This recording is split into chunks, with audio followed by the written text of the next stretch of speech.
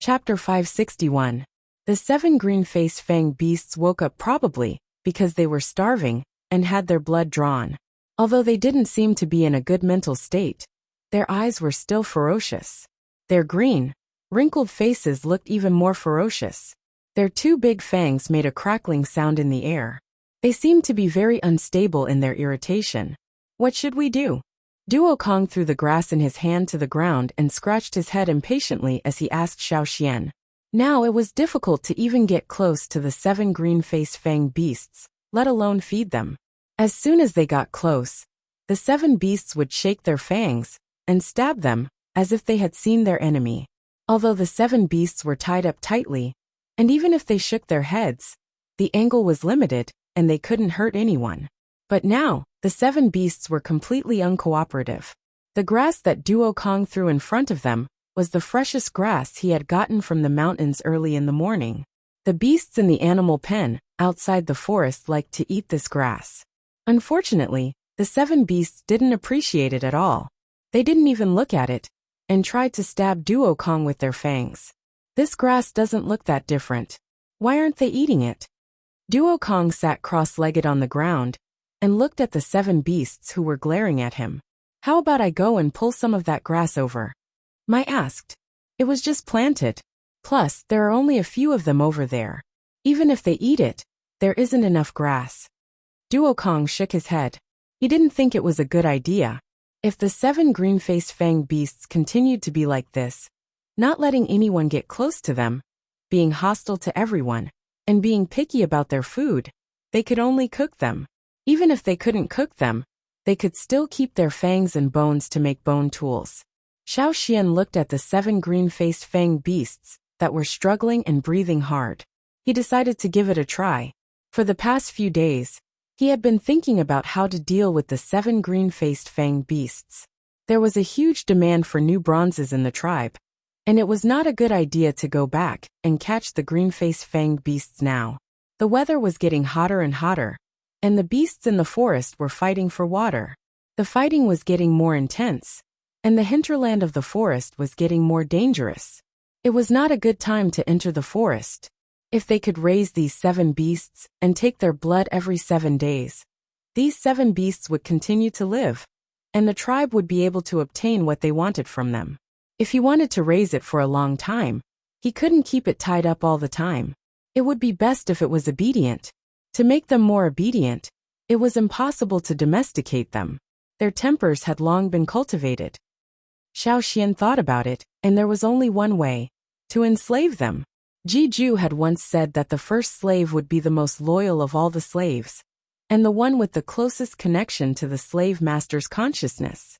No matter how good the other slaves were, they would always be a little worse. This was the commonality of slavery. So when choosing the first slave, one must be very cautious. However, Xiao Xian already had his first slave, and his loyalty was indeed very high. Other than that, Xiao Xian really hadn't enslaved anyone else. Ji had also warned Xiao Xian that other than the first slave, the slaves enslaved later had limited loyalty. They might even betray the slave master. Moreover, wantonly enslaving slaves would cause their own characteristics and strengths to be scattered, and the connection between their consciousness would not be tight enough. When choosing to enslave a slave, one had to think more. Xiao Xian didn't want to enslave anyone for the time being, but these green-faced fanged beasts were worth a try. 7 wasn't a lot, and it was much better than enslaving hundreds of people in the desert. It didn't matter if the connection between their consciousness wasn't tight enough. Xiao Xian didn't want them to fight or work. He just didn't know if they would be obedient after being enslaved. He had to give it a try. Xiao Xian told the chief and team leader of his thoughts. Although the tribesmen rejected the slave masters, it was only directed at those in the desert and some people on the other side of the sea, not Xiao Xian. The tribesmen's rejection of the slave masters was attributed to the tribesmen's xenophobic ideology. Subconsciously, the tribesmen never regarded Xiao Xian as a slave master. Xiao Xian was a yinjiao. Even if he could enslave slaves, he was still a yinjiao. How could he be a slave master? No matter who said it, they wouldn't admit it. This was completely according to their own classification. Not to mention Xiao Xian. Even if other people in the tribe, such as the shaman, chief, team leader, or other warriors could be enslaved, the tribesmen wouldn't admit that they were slave masters. No matter what others said, they wouldn't admit it. They were clearly their own people, Yinjiao tribesmen. No matter what you said, the Yinjiao people wouldn't listen. They were stubborn to the end.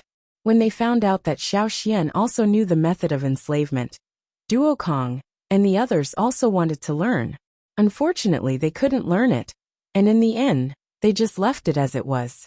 Now, other than Xiao Xian, there were other people in the tribe who could use the method of enslavement, such as the 2 shamans, Guizhe, and a few other warriors.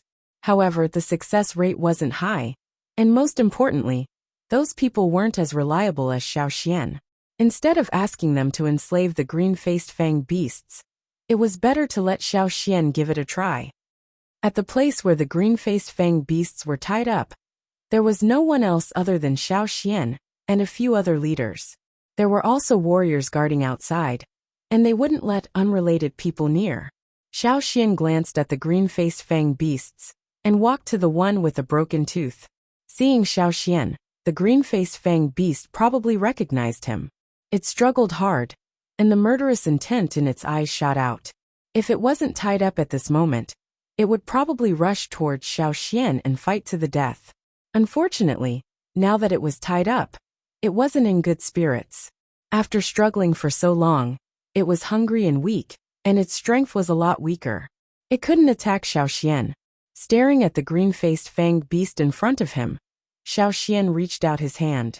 Xiao Xian hadn't used the power of enslavement for a long time, and according to the rules of power flow in his memory, he slowly mobilized the power of inheritance. Xiao Xian's aura suddenly changed in an instant.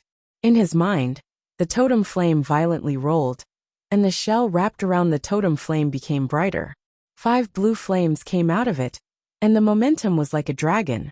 They rushed directly through his arm and reached Xiao Xian's 5 fingers. Puff! The blue flames came out of Xiao Xian's hand. The green-faced fanged beast that was struggling to breathe suddenly seemed to be extinguished.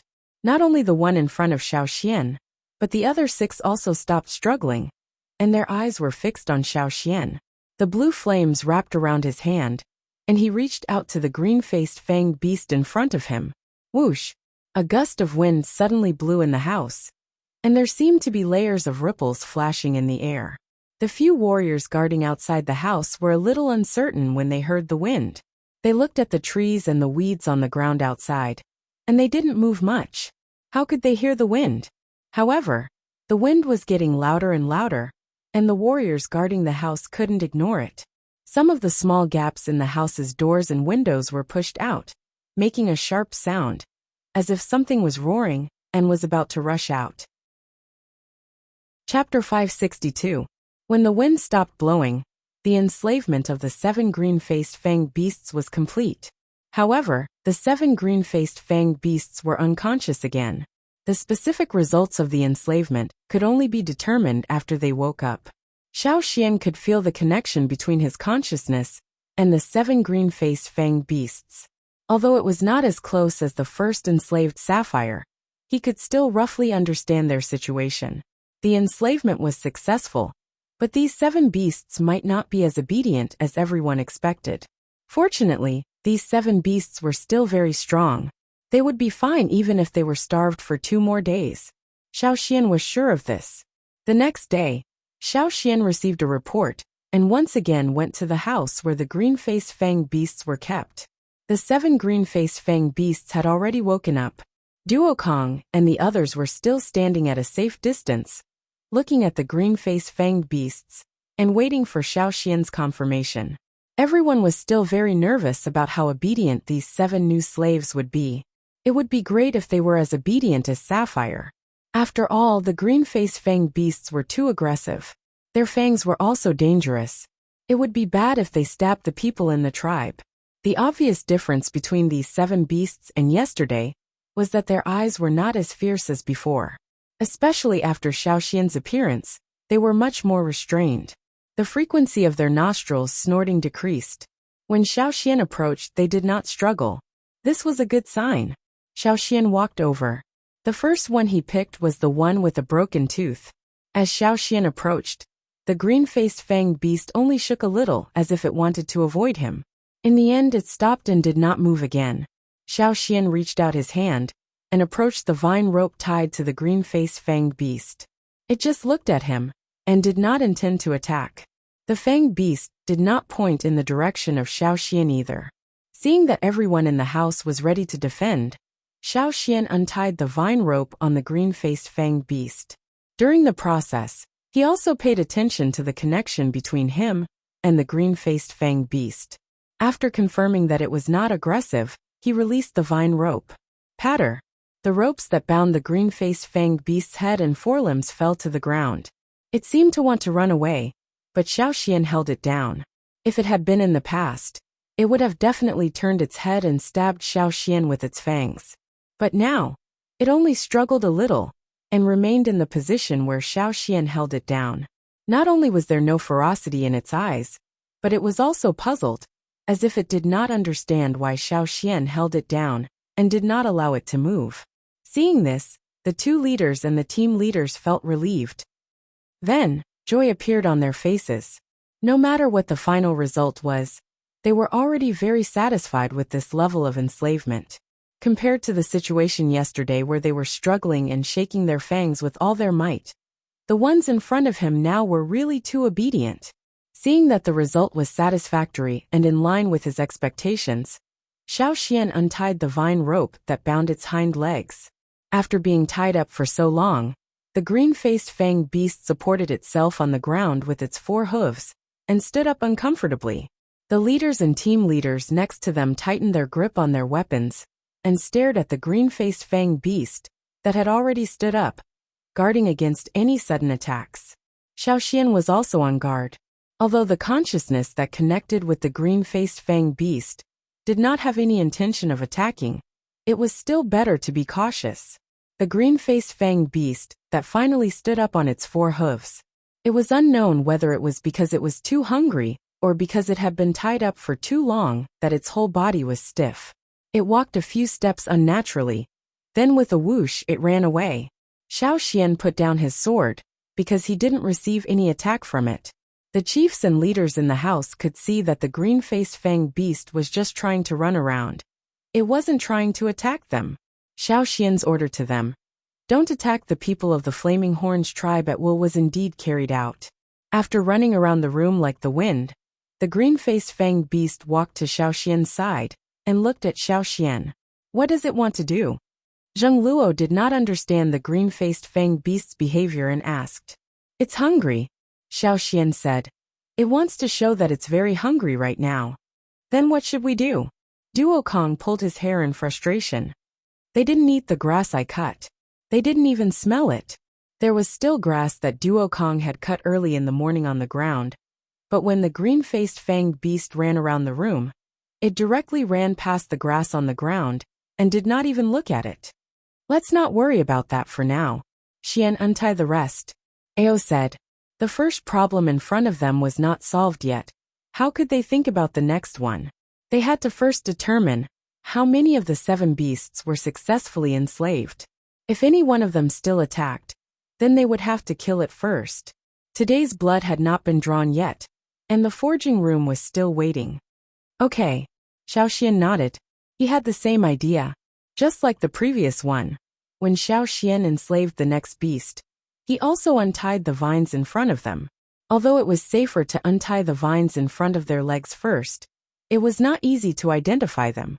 If he untied the vines in front of them first, they would immediately express their intentions. After their heads and necks were freed, if they had the slightest intention to attack, they would immediately execute it. This was more accurate. With their hind legs tied, even if they still wanted to attack, their movements would be greatly restricted. Fortunately, the other 6 beasts did not express any intention to attack, at least not yet. Xiao Xian picked up the vines on the ground and looped them around their necks one by one. Then, he held the other end of the 7 vines.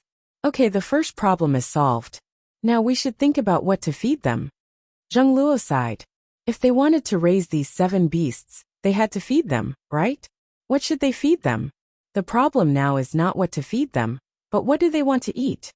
Xiao Xian pulled on one of the vines, indicating that the green-faced fanged beast should not move. They are hungry and their tempers are worse. Other than the grass in the forest, what else could they feed the green-faced fanged beasts? This problem was too difficult. For a moment, the room was silent. Everyone was thinking hard, thinking about the plants they had seen. Which one could possibly make the green-faced fanged beasts open their mouths? The grains stored in the tribe they did not eat. The freshly cut grass they did not eat. The fruits picked in the forest they still did not eat. Then what did they eat? Since we can't guess what would make them open their mouths, then let them find it themselves. Xiao Xian stood up and looked at the chiefs and team leaders in the room. First, let them go to the fields to take a look. In order to let these green-faced fanged beasts go to the fields to find food, they must first disperse the unrelated people in the fields, especially those who had not awakened their totemic powers. They must be kept away first, or else, if they were not careful, they would be in trouble. Those people could not take a stab from the green-faced fanged beasts. Chapter 563. On this day, everyone in the Yinjiao tribe, whether they lived in the forest or outside the forest, were told to stay at home and not go out for the time being. Many people in the tribe panicked, worried that something big had happened. The wanderers who went to work every day also panicked. They relied on their labor in exchange for food from the Yinjiao tribe. They couldn't help but wonder what had happened when the Yinjiao suddenly sent out such a message. Were there bandits again? It shouldn't be. Even if there were bandits, it wouldn't be like this. Was there something dangerous? No matter how curious they were or what they thought, since the tribe had sent out this message, they had to do as they were told. For a moment, the forest was much quieter. In order to avoid provoking the green-faced fanged beasts, the tribe sent Caesar and the other beasts away. They didn't let them see each other. The patrolling warriors were guarding everywhere with shields and nets ready in case the green-faced fanged beasts suddenly went berserk. They could subdue them as soon as possible. The 7 green-faced fanged beasts were all taller than Xiao Xian's waist. The biggest one was as tall as Xiao Xian's chest. The rattan rope was thicker than an adult's arm.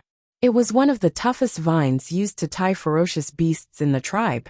It was impossible for Xiao Xian to grab all 7 rattan ropes at once. That would be inconvenient. So he simply tied one end of the 7 rattan ropes together. He only needed to control the knots made by the 7 rattan ropes. The 7 green-faced fanged beasts were very excited when they were finally released. They wanted to fly away immediately, but their necks were tied, and the other end of the rope was firmly controlled by Xiao Xian. They couldn't run away. After being enslaved, the slaves were afraid of their masters, so they didn't dare to use their fangs to break the vines. However, once they slowed down, they couldn't fly anymore. So when Xiao Xian led the 7 green-faced fanged beasts out, this was what the tribesmen saw. 7 ferocious-looking creatures with green faces, slanted eyes, long fangs, and ferocious expressions were rapidly swinging their short and thick limbs.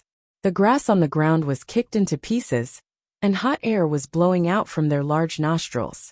The vine rope was tightened, and it let out a creaking sound. Fortunately, it was strong enough that it did not break. Is everything ready? Xiao Xian looked at Duokong, who was running over from outside the forest. All right, other than the patrol team and the guards there is no one else. Duokong rubbed his hands and stared at the 7 green-faced fanged beasts eagerly. He kept muttering in his heart, "Choose something to eat. Don't choose nothing. How are we going to raise them?" After getting a definite answer, Xiao Xian walked forward. The 7 green-faced fanged beasts had already kicked out 4 holes in the ground. Now that Xiao Xian moved, they became even more active and wanted to rush forward.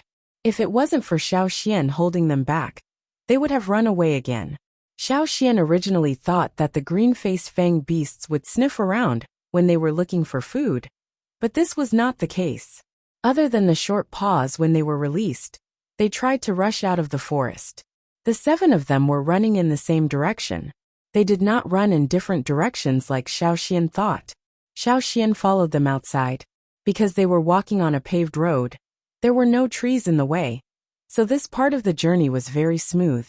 They wanted to walk in a straight line, But if they walked in that direction, they would go off the road and into the forest. There would be more trees to interfere with them, and the 7 vine ropes might even entangle them. What Xiao Xian did was to pull them back every time they ran out of the path. 7 green-faced fanged beasts pulling them together. If it was someone from another tribe, they might not be able to handle it alone. After the patrolling warriors saw this, they discussed it with their companions. I heard that those things can fly on the grass, but they look very heavy, and I don't see them flying. But why are the chiefs and leaders following us? They seem very nervous. Finally, they were out of the forest. There were no trees around, so Xiao Xian did not force them to follow the path anymore. Instead, he followed them. There was a lot of farmland outside the forest. It was reclaimed after the destruction of the Wuxia tribe. In the direction where the green-faced fanged beasts ran, the planting time was relatively late. Most of the seeds were planted with the seeds given by Jiju. They felt that this winter would not be too cold, so they tried to plant them. There were not many of them, and the area was not big. The planned plots of farmland were guarded by warriors. In the past, there would be tribesmen working here, but today they were all chased back home. Xiao Xian knew what kind of crops were planted on each plot of land. He had already prepared an animal skin roll, and on it, there were plots of farmland. When he led the green-faced fanged beasts through the farmland, 2 green-faced fanged beasts stopped running next to a field. They wanted to rush into the field, but the other 5 beasts did not seem to want to stop. Xiao Xian made a mark on this piece of land on the animal skin roll, and then asked the warriors guarding there to cut a few leaves from the ground.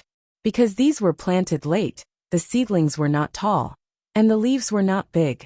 Xiao Xian handed 2 narrow leaves, about the length of a finger, to the 2 green-faced fanged beasts that stopped just now. These 2 beasts sniffed the leaves, then opened their mouths a little, and bit the leaves into their mouths. Looking at the way they ate, it seemed like they were forcing themselves to eat. As for the other 5 beasts, they did not even force themselves to eat. They simply sniffed, and did not open their mouths. They struggled with the vine rope, and wanted to run forward. No matter what, at least 2 beasts could open their mouths. The chief and team leaders behind suddenly let out a long sigh of relief, and a smile appeared on their faces. Xiao Xian continued to walk forward. Every time a green-faced fanged beast stopped, he would do the same test. Then, according to the reaction of the 7 beasts, he would make a mark on the animal skin roll. How many green-faced fanged beasts were interested in a particular plant, and which ones they were interested in, were all recorded. The 7 green-faced fanged beasts seemed to have different interests in different crops. Just like how people have different tastes, some like salty food, some like sweet food. Until now, other than the grass they ate in the hinterland of the forest, they did not have any other interests in common. The chief and team leaders behind felt that these 7 beasts were too troublesome to raise.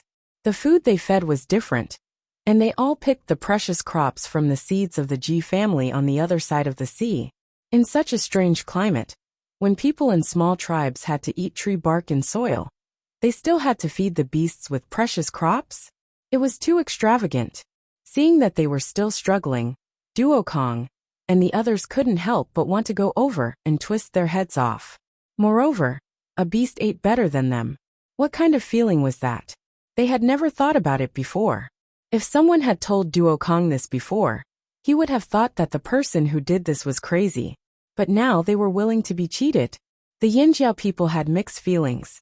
However, for the sake of the new bronze wares, they endured it. Eating good food and being picky was better than not eating anything at all. Now the Yinjiao people wanted to worship these 7 beasts. After all, their blood was precious, and the casting of the new bronze wares could not be done without them. While everyone had mixed feelings, the 7 green-faced fanged beasts led by Xiao Xian stopped at the same place at the same time. Everyone raised their heads and looked in front of them. It was a fence made of tall wooden stakes. This was the place where Xiao Xian had knocked out Robber 7 with a slap. Chapter 564. Looking at the field that was surrounded by tall wooden stakes, the chiefs and leaders looked at each other, then became excited again. It was rare to find food that all 7 green-faced fanged beasts liked. Before this, They had already prepared for the complicated rearing work. Now that they suddenly saw such a scene, how could they not be happy? If the 7 green-faced fanged beasts were all interested in the cabbage planted in the field, then it would indeed be a happy thing. After all, they had transplanted a lot of cabbages, big and small. Because the meaning of this cabbage was different from other crops, the people in the tribe planned to label it as yanjiao. They took care of it carefully, and even sent people to guard it. When they first transplanted the cabbages, many of the leaves were incomplete, and the growth of the cabbages was slow. After entering the rapid growth period here, they completely changed. When they were transplanted, the cabbages that were less than the height of a knee were now half the height of a person. Moreover, as long as they had enough water and nutrients, they would continue to grow quickly. The 2 shamans had planned to wait until the end of winter, and during the sacrifice ceremony, to give some of the cabbages to the people in the tribe as a souvenir. But if the cabbages in the field were interested in the green-faced fanged beasts, then the original plan would have to be changed. No matter what, they had to see if the 7 beasts were interested in the cabbages in the field. Xiao Xian gestured to the warriors guarding the cabbage field to pick a few cabbage leaves. He especially emphasized, pick the old leaves on the outside first. Don't break the leaves on the ball of cabbage. In addition to the ball of cabbage in the middle, there were also some leaves that extended outwards. Xiao Xian was referring to these leaves that did not form a ball. With the green cabbage leaves in hand, the 7 green-faced fanged beasts stared at the leaves in Xiao Xian's hand. However, they still glanced at the cabbage field from time to time. The 7 green-faced fanged beasts did open their mouths when they saw the cabbage that Xiao Xian handed over. They even seemed to like it. Although it might not be their favorite, they were picky eaters. Being able to accept the same kind of plant made the Yinjiao people very happy. After they finished eating the first few pieces of old vegetable leaves, Xiao Xian handed them a piece of vegetable leaf that was broken off from the vegetable ball. Compared to the previous pieces, this one was much more tender. Obviously, the 7 green-faced fanged beasts preferred the latter. Not to mention the 7 green-faced fanged beasts. Even the tribesmen preferred the leaves on the vegetable balls. Should he give the cabbage to the 7 beasts while he gnawed on the old leaves outside? Just thinking about it made him feel unbalanced. Let's feed those old leaves first. We'll talk about it later, Xiao Xian said. The other chiefs and leaders had the same thought. Based on their current knowledge and outlook on life, this was the first time they encountered a situation where they ate worse than the ferocious beasts. Even those old vegetables could not be eaten by many people in the tribe. Moreover, the old leaves couldn't be picked recklessly. If the cabbage wanted to grow, it still needed these broad and green leaves to grow. Fortunately, today's goal was achieved. After walking around the field and counting, the only thing that the 7 green-faced fanged beasts liked was cabbage. As for the other crops, there were always a few among the 7 beasts that had different preferences. But it didn't matter. If the cabbage wasn't enough, they could use other crops to make up the numbers. Anyway, Xiao Xian had already recorded the preferences of the 7 beasts. These 7 beasts were also numbered with paint, so that the people who fed them in the future would be able to match them. After solving the food problem of the green-faced fanged beasts, the worries in everyone's hearts were finally relieved. Because the green-faced fanged beasts had a bad temper, the tribe decided to raise them in another place. There were many mountains near the tribe, and there were large and small caves in the mountains. One of the caves in the mountains had been excavated by the tribesmen and was divided into several small rooms. One end of the room was blocked by a stone pillar, and the other end was opened up. When the green-faced fanged beasts were not hibernating, they liked to move around alone. Therefore, 7 small rooms were excavated, so that they could have their own territory and avoid fighting. Right now they were still hibernating.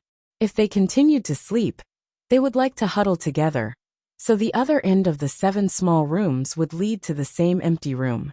They didn't know what the inside of the green-faced fanged beast's cave looked like. After the excavation, they put some hay in the same way as in the animal pens. Of course, compared to the hay in the tribe's animal pens, the grass in the green-faced fanged beast's cave was much better. They were all carefully selected. According to the tribesmen's thinking, they could eat worse food. but the weapons they used had to be better.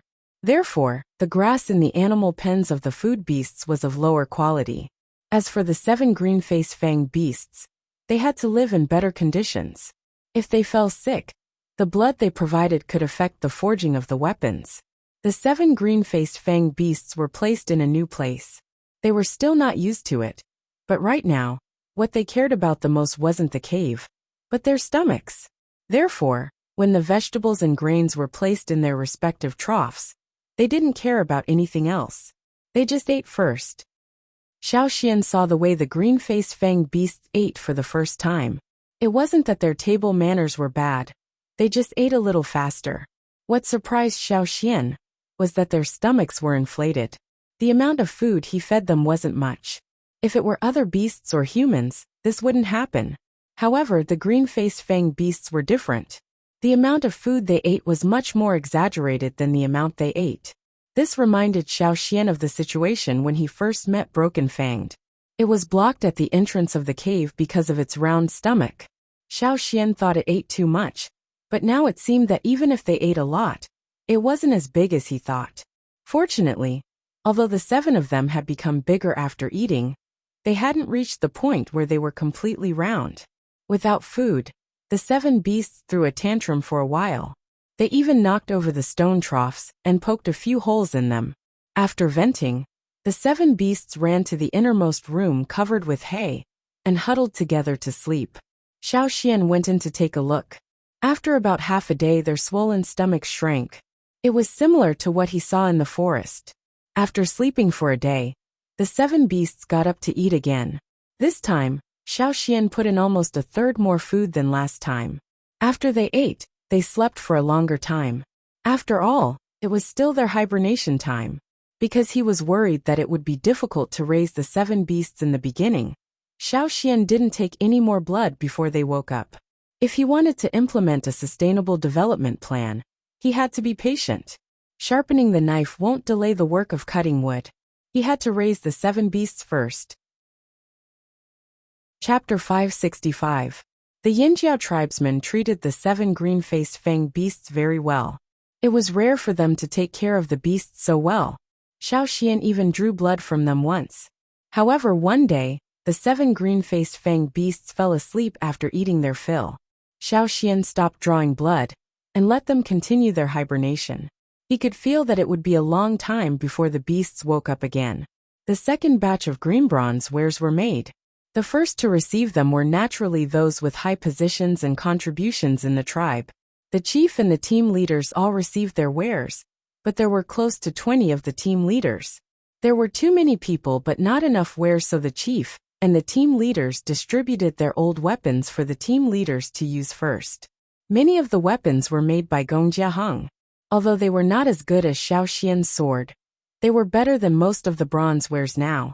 When there were no new bronze wares, the team leaders did not complain. It was already good enough to have them. Didn't they see how envious their subordinates were? The bronze wares and the green-faced fanged beasts were temporarily solved. However, there was another very serious problem. The weather. Yes, there were no snow walls taller than houses, so people would not freeze if they walked out. However, they were running towards the other extreme. Compared to the time when Xiao Xian and the rest returned from the forest, the weather was much hotter now. If a bird's egg was dropped on the ground and cracked, the egg would be cooked immediately.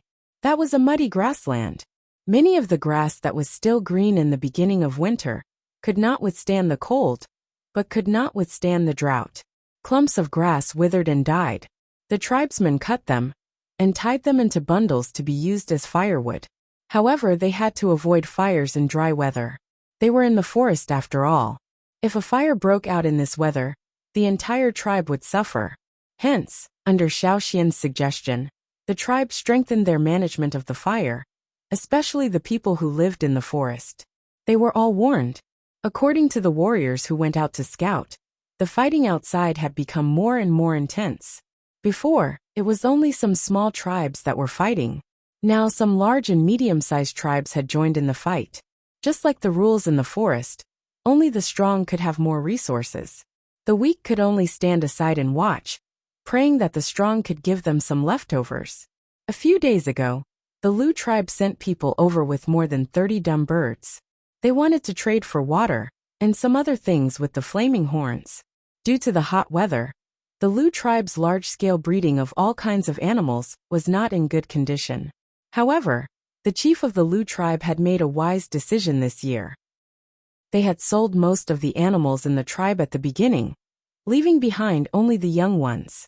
Nearly half of the animals were sold to Yinjiao, and the other half were sold to various large and medium-sized tribes. Therefore, although the weather was getting hotter and hotter in winter, they could still maintain a normal life. Moreover, they had their own water source, a pool. The water came from underground and did not dry all year round. The people of the Lu tribe always had their own way of dealing with disasters, and they were agile enough. Their leaders were also very smart and decisive. Therefore, even if they encountered natural disasters, they would be able to avoid them smoothly. This was something that the other large tribes all knew. However, this year's weather was beyond the Lu tribe's imagination. They thought that even if it was hot this year, it would not be much hotter than last year. However, this was not the case. They were too naive. The hot Yangguang baked the earth every day. Many plants that were far from the water source and could not withstand the drought died because of the drought. Last year, a batch of them were eliminated. This year even more were eliminated. Only those plants and animals that could withstand the drought could survive in this climate. It's dangerous. The person in charge of the transportation was Yinjiao, who was familiar with Xiaoxian. After arriving at Yinjiao, Yinjiao gulped down a bottle of water. It had been many days since he drank water like this. Don't you have a pool? Why is there still water? Duo Kong asked. If other tribes asked this question, Yinjiao might not have told them the truth. However, the Yinjiao people were different. After interacting with them for so long, Yinjiao had a good understanding of the Yinjiao people. He knew that they were just curious and did not want to pry any secrets from him. It's almost dry. Yinjiao sighed. How is that possible? Xiaoxian was surprised, but after thinking about it, it made sense. Many small rivers and streams in the forest had dried up, and in some karst caves, there were pools that seeped out from underground water. Now all of them had dried up, so it made sense that something like this had happened to the Lu tribe. It's not just you guys. Even our chief didn't expect this to happen. Yinjiao's eyes were filled with worry. When he realized that the water in the pool had decreased drastically, their chief made the decision to sell more of the tribe's reared beasts. Even though they might not be able to get anything they were satisfied with, they still insisted on this decision. Yinjiao was still in charge of Yinjiao. Other tribes might hesitate, but the Yinjiao tribe would definitely be able to get these beasts. They could also trade for water and other resources from Yinjiao. After all, Yinjiao was in the fearsome beast forest. Was there any shortage of water in the forest? At least, that was what Yinjiao thought. However, after hearing about the situation in the forest from Xiaoxian, everyone in the Lu tribe fell silent. The situation was worse than they thought. No wonder their chief made the decision to sell the reared beasts at such a low price. There would be even less water. The people in the tribe couldn't even satisfy their needs. Why would they care about the reared beasts? Therefore, the chief of the Lu tribe decided to keep the core cubs and sell the rest to reduce consumption. As long as their foundation wasn't shaken, their farm could still recover quickly. Oh right. I see that the number of guards you have this time is more than double the number of guards you had before. Are there a lot of robberies? Asked Xiaoxian. Speaking of this, Yinjiao was even more upset. Don't mention it.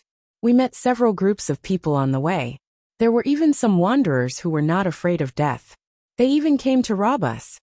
Although they were forced to do so by life, no one would sympathize with people who threatened their own interests. Moreover, this world was cruel.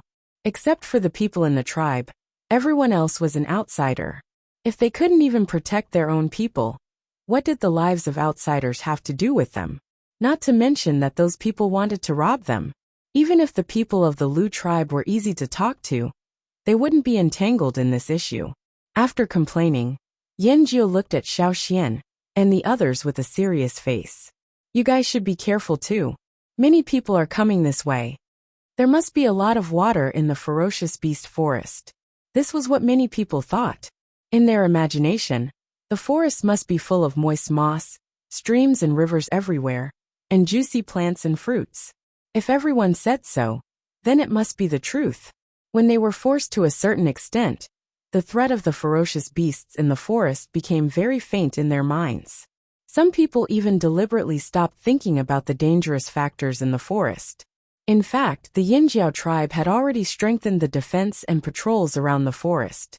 However, after hearing Yinjiao's words, the Yinjiao tribe increased the number of guards and patrols again. In the tribe, there was no such thing as winning people by virtue. Survival was always accompanied by blood and killing. It could be foreseen that in the next period of time, the situation in the ferocious beast forest might be different. However, what Xiao Xian was thinking about the most now wasn't those people who went into the forest to look for water. The ferocious beast forest was so big that it didn't belong to only the Yinjiao tribe. If they could find water with their own strength, the Yinjiao tribe wouldn't interfere. As long as they didn't target the Yinjiao tribe, the Yinjiao tribe wouldn't care. Moreover, the Yinjiao tribe's fighting strength was there for all to see. What Xiao Xian was most worried about was something that all the tribes had always been worried about, but couldn't predict. The change of the weather was definitely a sign. The more severe the sign was, the more likely it was that the changes that might happen in the future would be so great that people couldn't predict it.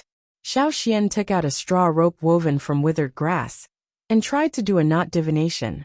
However, halfway through the divination, the straw rope suddenly broke. It wasn't tangled up in a mess, but directly broken. There was even a section of the straw rope that was broken. This was the first time that Xiao Xian had encountered such a situation with the straw rope ever since he mastered the art of divination. This situation shocked Xiao Xian to the core. It was fine if he couldn't do a divination, but the change in the straw rope made Xiao Xian unable to calm down for a long time. Something big was going to happen, and that change was very close. Perhaps it would happen soon after the end of this climate change. Chapter 566. When the Lu tribesmen went back, Xiao Xian and a group of Yinjiao warriors saw them off, and went out to see what the situation was like outside. Along the way, they encountered several waves of robbers. Just like what Yinjiao had said, those people were crazy and had lost their minds. They didn't even try to judge the difference in strength between the two sides. They just wanted to kill and rob. Among the robbers, there were warriors from unknown tribes, and there were also wanderers. It was not easy for wanderers, who were at the bottom of the food chain, to reach here alive. But when people lost their minds and became crazy, they would do unimaginable things. Under normal circumstances, they wouldn't dare to attack the warriors of the tribe. That would be courting death. In addition, Xiao Xian saw some corpses that had been dead for a long time. The corpses were covered by flying insects that liked rotting flesh. Even the scavenger birds couldn't drive them away.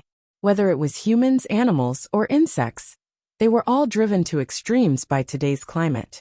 They were so used to the weather that they couldn't adapt to the changes in the past 2 years. After going outside to take a look, Xiao Xian returned to the tribe. He saw the patrolling warriors standing in the shade of the trees, their eyes scanning the surroundings like eagles. They were more nervous than when he left the tribe. What happened? Xiao Xian asked a warrior who was patrolling the border of the tribe. Someone ambushed us. The team leaders have already brought people to guard the area.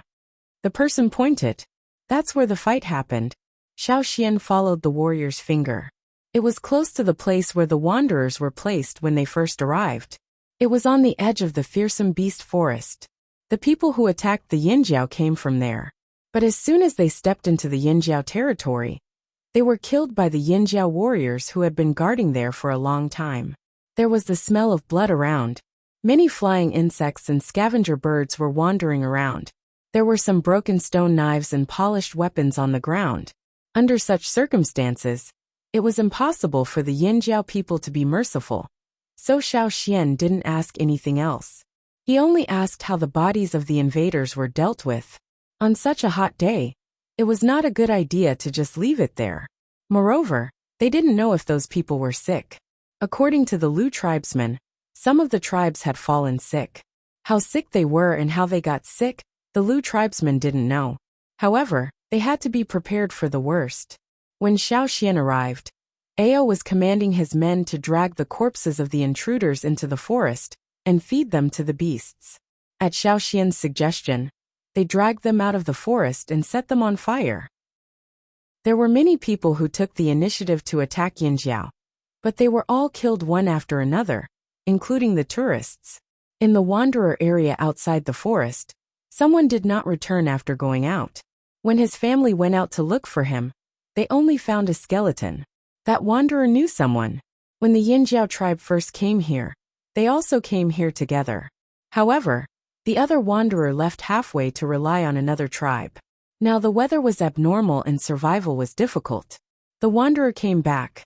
Because the guards patrolling outside Yinjiao didn't allow outsiders to enter, he could only use a whistle to call for his old friend. The wanderer who lived in Yinjiao's territory was soft-hearted because of their old friendship. As a result, he lost his life. Not only was his water jar stolen, but he was also stabbed several times and died. The two chiefs of Yinjiao didn't hide this matter. They just wanted to warn the wanderers not to go out and stay at home.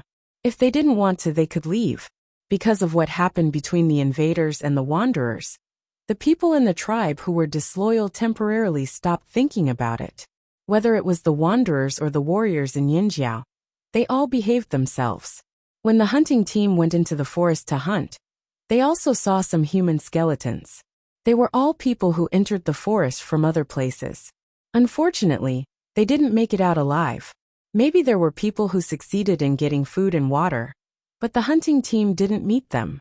Days passed, and the weather was still hot. Whether it was people or beasts, they were all dispirited by the heat. Xiao Xian made a pair of copper scissors.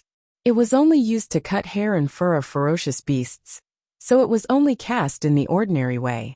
Compared to a knife, scissors were much more convenient to cut hair and fur. Because the weather was too hot, sweat stuck to their messy hair and mixed with the dust, forming clumps.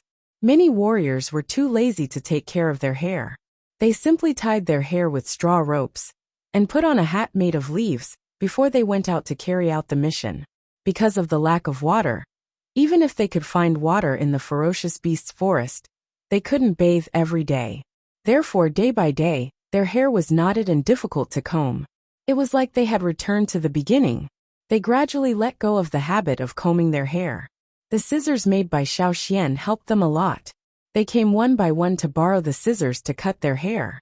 At this time, there was no concept of our bodies, hair, and skin were given to us by our parents. We didn't dare to damage them. It was the beginning of filial piety. They just cut their hair according to their own preferences. Usually, they wouldn't be willing to cut all their hair. After all, they had to wear animal teeth and bone ornaments in their hair to show off. But now they were too hot and couldn't take a shower, so cutting all their hair would save them a lot of trouble. Therefore, there were many more hairy bald men in the tribe. In addition to the warriors of the tribe, Xiao Xian cut some hair for Caesar and the other beasts that had thick hair. However, it was difficult to cut the hair of ferocious beasts with ordinary scissors. After several attempts, Xiao Xian gave up and lent the scissors to the people who looked after the animal pens. There were some animals with thick hair. They should have been slaughtered in the cold winter to keep their fur. Looking at the thick hair on their bodies, they looked unbearably hot. No wonder those animals were half dead every day. Even if they were given water, it didn't have much effect. The hot weather slowly passed as people prayed and cursed.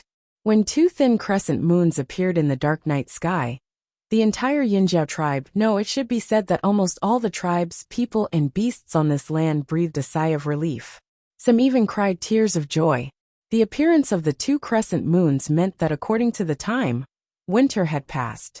This kind of winter, for the people on this land, was simply suffering every minute and every second. They had never experienced winter like this before. After the end of winter, did it mean that this kind of weather would completely leave them, and everything would return to normal? Everyone was looking forward to it. After the appearance of the two moons, on the second day of Yinjiao's sacrificial ceremony, the temperature began to drop. The wind became stronger and stronger. The coolness of the wind made the people who had experienced the torment of winter cheer to their heart's content. In the forest, All kinds of ferocious beasts also roared, welcoming the change. But was the nightmare really over? Chapter 567. After the strong wind, big raindrops fell. Yangguang, which had been in the sky for a whole winter, was finally covered by thick clouds. For many people on the land, they had never felt so close to the clouds. The raindrops fell quickly and soon, it was like a torrential downpour. The thirsty earth greedily absorbed the rainwater, and the smell of mud floated everywhere. The wanderers excitedly carried the terracotta tanks out to collect water. In the past winter, they used their labor to exchange for food and water from the Yinjiao. They didn't get much, and some people complained. But when they learned about the situation outside, no one complained anymore. They were afraid of being driven away. Although they didn't get much water, at least it was enough to support them until now. The heavy rain seemed to have extinguished the fire in the fearsome beast forest. The fierce beasts that had been irritable for a whole winter were appeased. From their carefree roars, one could guess their mood. The people in the tribe each had their own responsibilities. Some were on guard duty, some were taking care of the farmland, some were managing the animal pens, some were making pottery, and some were weaving. They were all ready to start work. Before, it was too hot, and they didn't even want to move, so the work at hand was naturally put on hold. Now they could finally start again. The withered seedlings in the field were also energetic, and the leaves in the forest looked a lot greener. Although the extreme weather had passed, the guards and defenses were not lowered. The two leaders took turns to go out and supervise every day. Even in the stormy weather, they did not let up. Everything be careful. This was what the two shamans said after the sacrifice. Although the two of them didn't know what would happen, they had a strong sense of crisis. It didn't matter which tribe it was against. It was just an indescribable sense of danger. If the two shamans had different opinions, there might be a dispute. But both shamans said the same thing. For the Yinjiao people, this meant that something was going to happen. They couldn't be careless. On a sunny day after the rain, the hunting team set out to hunt in the mountains. Xiaoxian followed the team into the forest. The green-faced fanged beasts had already been fed with blood, so naturally, there was someone to take care of them. He didn't need to keep an eye on them. Entering the forest once again, the group discovered that many trees in the forest had turned black. It was the appearance of a withered tree. Some of the lifeless trees had already been bitten full of holes by insects. If they were chopped down, a large number of small insects would gush out. Carrying the prey, Xiaoxian and the rest of the team arrived at the cave where they were resting. I remember that there used to be a stream here. Xiaoxian pointed to a spot on the mountain and said, "Indeed, but I don't see it now." "Perhaps there will be no more water after the winter dries up," Mai said. He was not very familiar with the various reasons for the formation of streams. He only knew that even if the water in the streams dried up in autumn and winter, it would flow again in spring when the snow melted or a large amount of rain fell. But now, the stream in front of the mountain was gone, and he could not explain why. If it's gone, then so be it. As he spoke, Mai carried the prey into the cave. The others looked around and didn't see anything, so they followed him into the cave. Only Xiaoxian stood outside, looking at the original location of the stream. "I'll go take a look at the other place," Xiaoxian said to the rest in the cave. Out of curiosity, Mai and the other warriors followed Xiaoxian. They wanted to see what Xiaoxian had found. Xiaoxian remembered that there was a river nearby. It wasn't very big, but there were often some river beasts ambushing in it. The stream had stopped flowing. Maybe it was because there was no snow on the mountain this year. The unusually hot winter had caused the snow that covered the mountain top all year round to disappear. However, the river over there was not only water from the melted snow flowing into the stream, but also underground water. It rained so heavily a few days ago. Even if the stream couldn't form, the rainwater that flowed into the river, and the water that seeped into the rocks and soil of the mountain, should have risen a lot, right? It had rained quite heavily a few days ago. However, when Xiaoxian went over, he found that there were only a few small fish swimming lazily in the river. He didn't see any slightly bigger river beasts. The reason was that the river level was too low. The river was too shallow. Some river beasts didn't like diving areas like this, so naturally, they didn't appear here. Mai and the others were surprised to see such a low river level, but only for a moment. They thought that it might be because the mountain forest was too thirsty. After the rain, the mountain forest drank most of the rainwater, so there wasn't much rainwater left for the river. However, even if the mountain forest could absorb and store a lot of rainwater, what about the underground water? A rainstorm that lasted for a few days couldn't even make the river level rise? Even if the rise wasn't obvious, it shouldn't be so small. In the past, the river water here was often muddy yellow, because the river beasts in the river liked to stir up the mud and sand at the bottom of the river. But now, the river water was not only shallow, but also much clearer. This meant that no river beasts had come here recently. Let's go to the next place. I remember that there is a karst cave here. When Xiaoxian hunted with the hunting team in the past, he once found a karst cave. There was a pool in the cave, but the water was red, and there were some tiny creatures swimming in it. Even if the water was filtered and boiled, it was still not drinkable. Later, Xiaoxian didn't go there again. As soon as he stepped into the karst cave, Xiaoxian's expression changed. Not only Xiaoxian, but the other warriors, who were more sensitive, also felt that something was wrong. In the past, when they came here, they could feel the cool and moist water vapor in the wind as soon as they entered the cave. There was also a faint sweet smell from the plants that grew in the cave. But now, neither the water vapor nor the smell of the plants could be smelled. Xiaoxian walked in. In the past, he could see a layer of shallow water on the ground after a few steps. Now, after walking for more than 10 meters, the ground and the surrounding stone walls were still dry. Mai held the water moon stone and lit up the surrounding area. No water. Still no water. The deeper they went, the lower the terrain was, until there were only some small underground caves left. There is no water in this cave. The Yinjiao warriors, who had just experienced a strange winter, suddenly felt that their throats were dry. How could there be no water? At this time, they understood Xiaoxian's purpose, and everyone became alert. They thought that the crisis had passed, but they didn't expect that it was still there. Looking at the ground carefully, there were some dried red things on the uneven ground of the cave. Some of them could be scraped off with a knife. Mai picked up a ball of red debris scraped off the ground and crushed it with his fingers. The debris quickly turned into powder. These are the creatures that used to live in this pool. Now they are all dead. Xiaoxian frowned and walked out. Hearing Xiaoxian's words, Mai and the others felt that their throats were even drier. Without water, would they die of thirst? After that, during the next few days of hunting, Xiaoxian went to find several more water sources. The weather looked normal, but the water level of many water sources was still falling, especially those that came from underground water. Almost none of them looked the same as before. Most of them had dried up, and those that didn't were on the verge of drying up. It was only a matter of time before they completely dried up.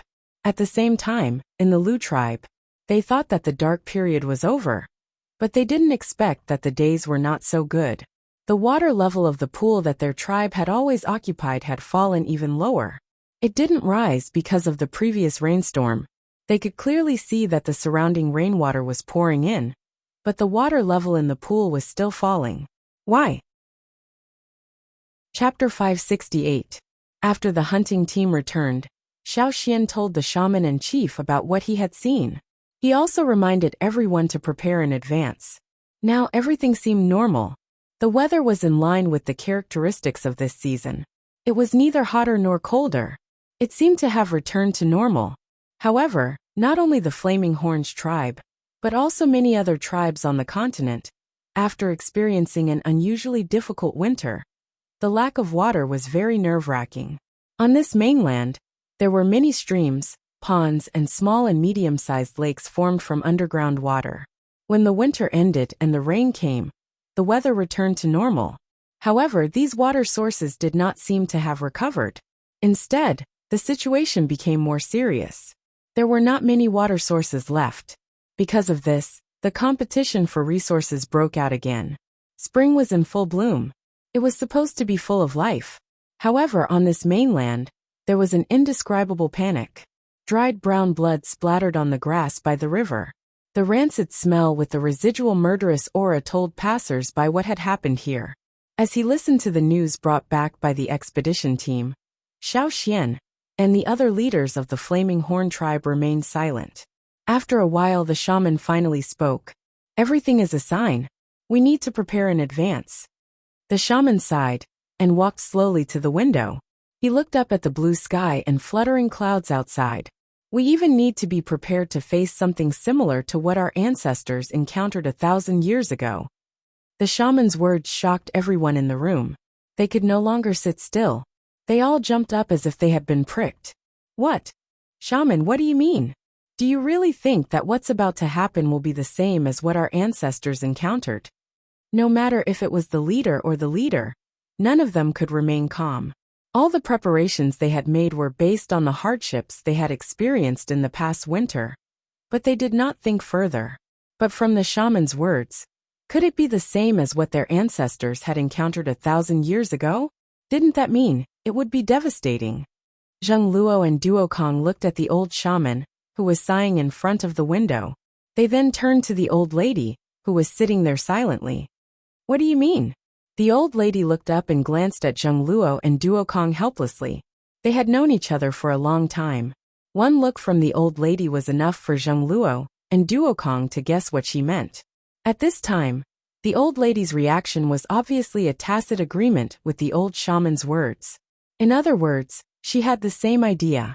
Shock, fear, panic, all the emotions ran through their minds. All that was left was a blank. They were familiar with history. Although they did not experience the natural disaster 1,000 years ago, they could still understand a little bit from the handwritten notes left behind by their ancestors. Even their powerful ancestors could not avoid it. So what could they do? 1,000 years ago, a natural disaster knocked the Flaming Horn tribe off their glorious throne. What followed was a clash of different ideologies, causing the tribe to split into two. The once glorious Flaming Horn tribe fell into the dust and faded out of sight. That was the power of heaven and earth. Even the ancestors could not resist it, so how could they? So what if they knew in advance? Could it be that their ancestors could not foresee it? Even if they could not foresee the specific things, they could at least have a hunch, right? But the result was still the same. Yinjiao people might fight for other things. But if it was the same natural disaster 1,000 years ago, they were afraid. What should we do? Ao clenched his fists and trembled slightly. What should they do? That was what everyone wanted to know. Once again, the room fell into a silence that resembled the silent night. The surroundings were filled with a low pressure that made people feel cold. Even when the warm wind from outside the window blew in, it did not improve the atmosphere that had dropped to the freezing point.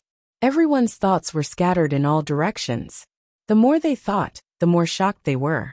The more they thought, the more they felt like their bodies were frozen. Less than 4 years after coming to the old haunt, they thought they could have a new beginning. But now that they heard the news, it was like everyone's hope had been destroyed. Human power could stop it, but the power of the heavens was unstoppable. That was what every tribesman thought. After an unknown amount of time, the people in the room began to look at Xiao Xian.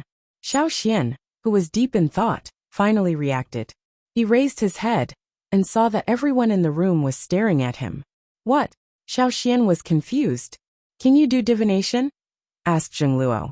Everyone in the room knew that Xiao Xian could use not divination. I've tried a few times before, but I didn't succeed once. Xiao Xian shook his head. The eyes of the others in the room darkened as disappointment filled their faces. They originally thought that Xiao Xian might be able to use divination to find out what the shamaness didn't know. Now it seemed that this method wouldn't work. Duokong scratched his stiff short hair. Then can we borrow the power of the ancestors? The power of the ancestors? Everyone was confused at first, then looked at Xiao Xian expectantly with sparkling eyes. Yes, the power of the ancestors. Didn't the people from the other side rely on the power of the ancestors to cross the sea? It was said that not everyone could use such powerful ancestral power. Even the ancestors from 1,000 years ago could not get as much power from the bone ornaments as Xiao Xian. Xiao Xian took out the bone ornament necklace he always wore. He took a deep breath and sighed. The ancestral bone ornaments might not work. We used too much power to cross the sea. The bone ornaments haven't recovered yet. Even if we can use them, they might not be able to help us much.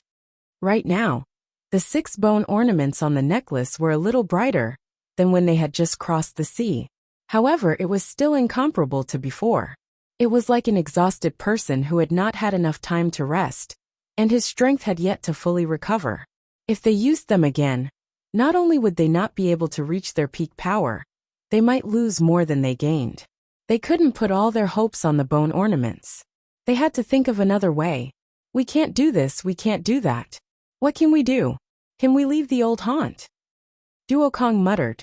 As soon as Duokong finished speaking, he was glared at by everyone in the room. How could he say that?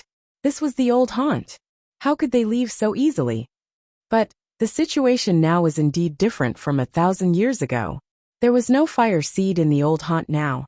Even if the entire tribe moved to another place, theoretically speaking, it was still possible. No one wanted to leave. Even if there was no fire seed, they still had a sense of belonging. But wasn't this a special situation? The tribe could leave first, find a place to hide, and wait for the disaster to pass before returning. Thinking about it this way, it seemed possible. Chapter 569. It was not impossible for them to leave to hide from the disaster, but no one wanted to do so unless it was absolutely necessary.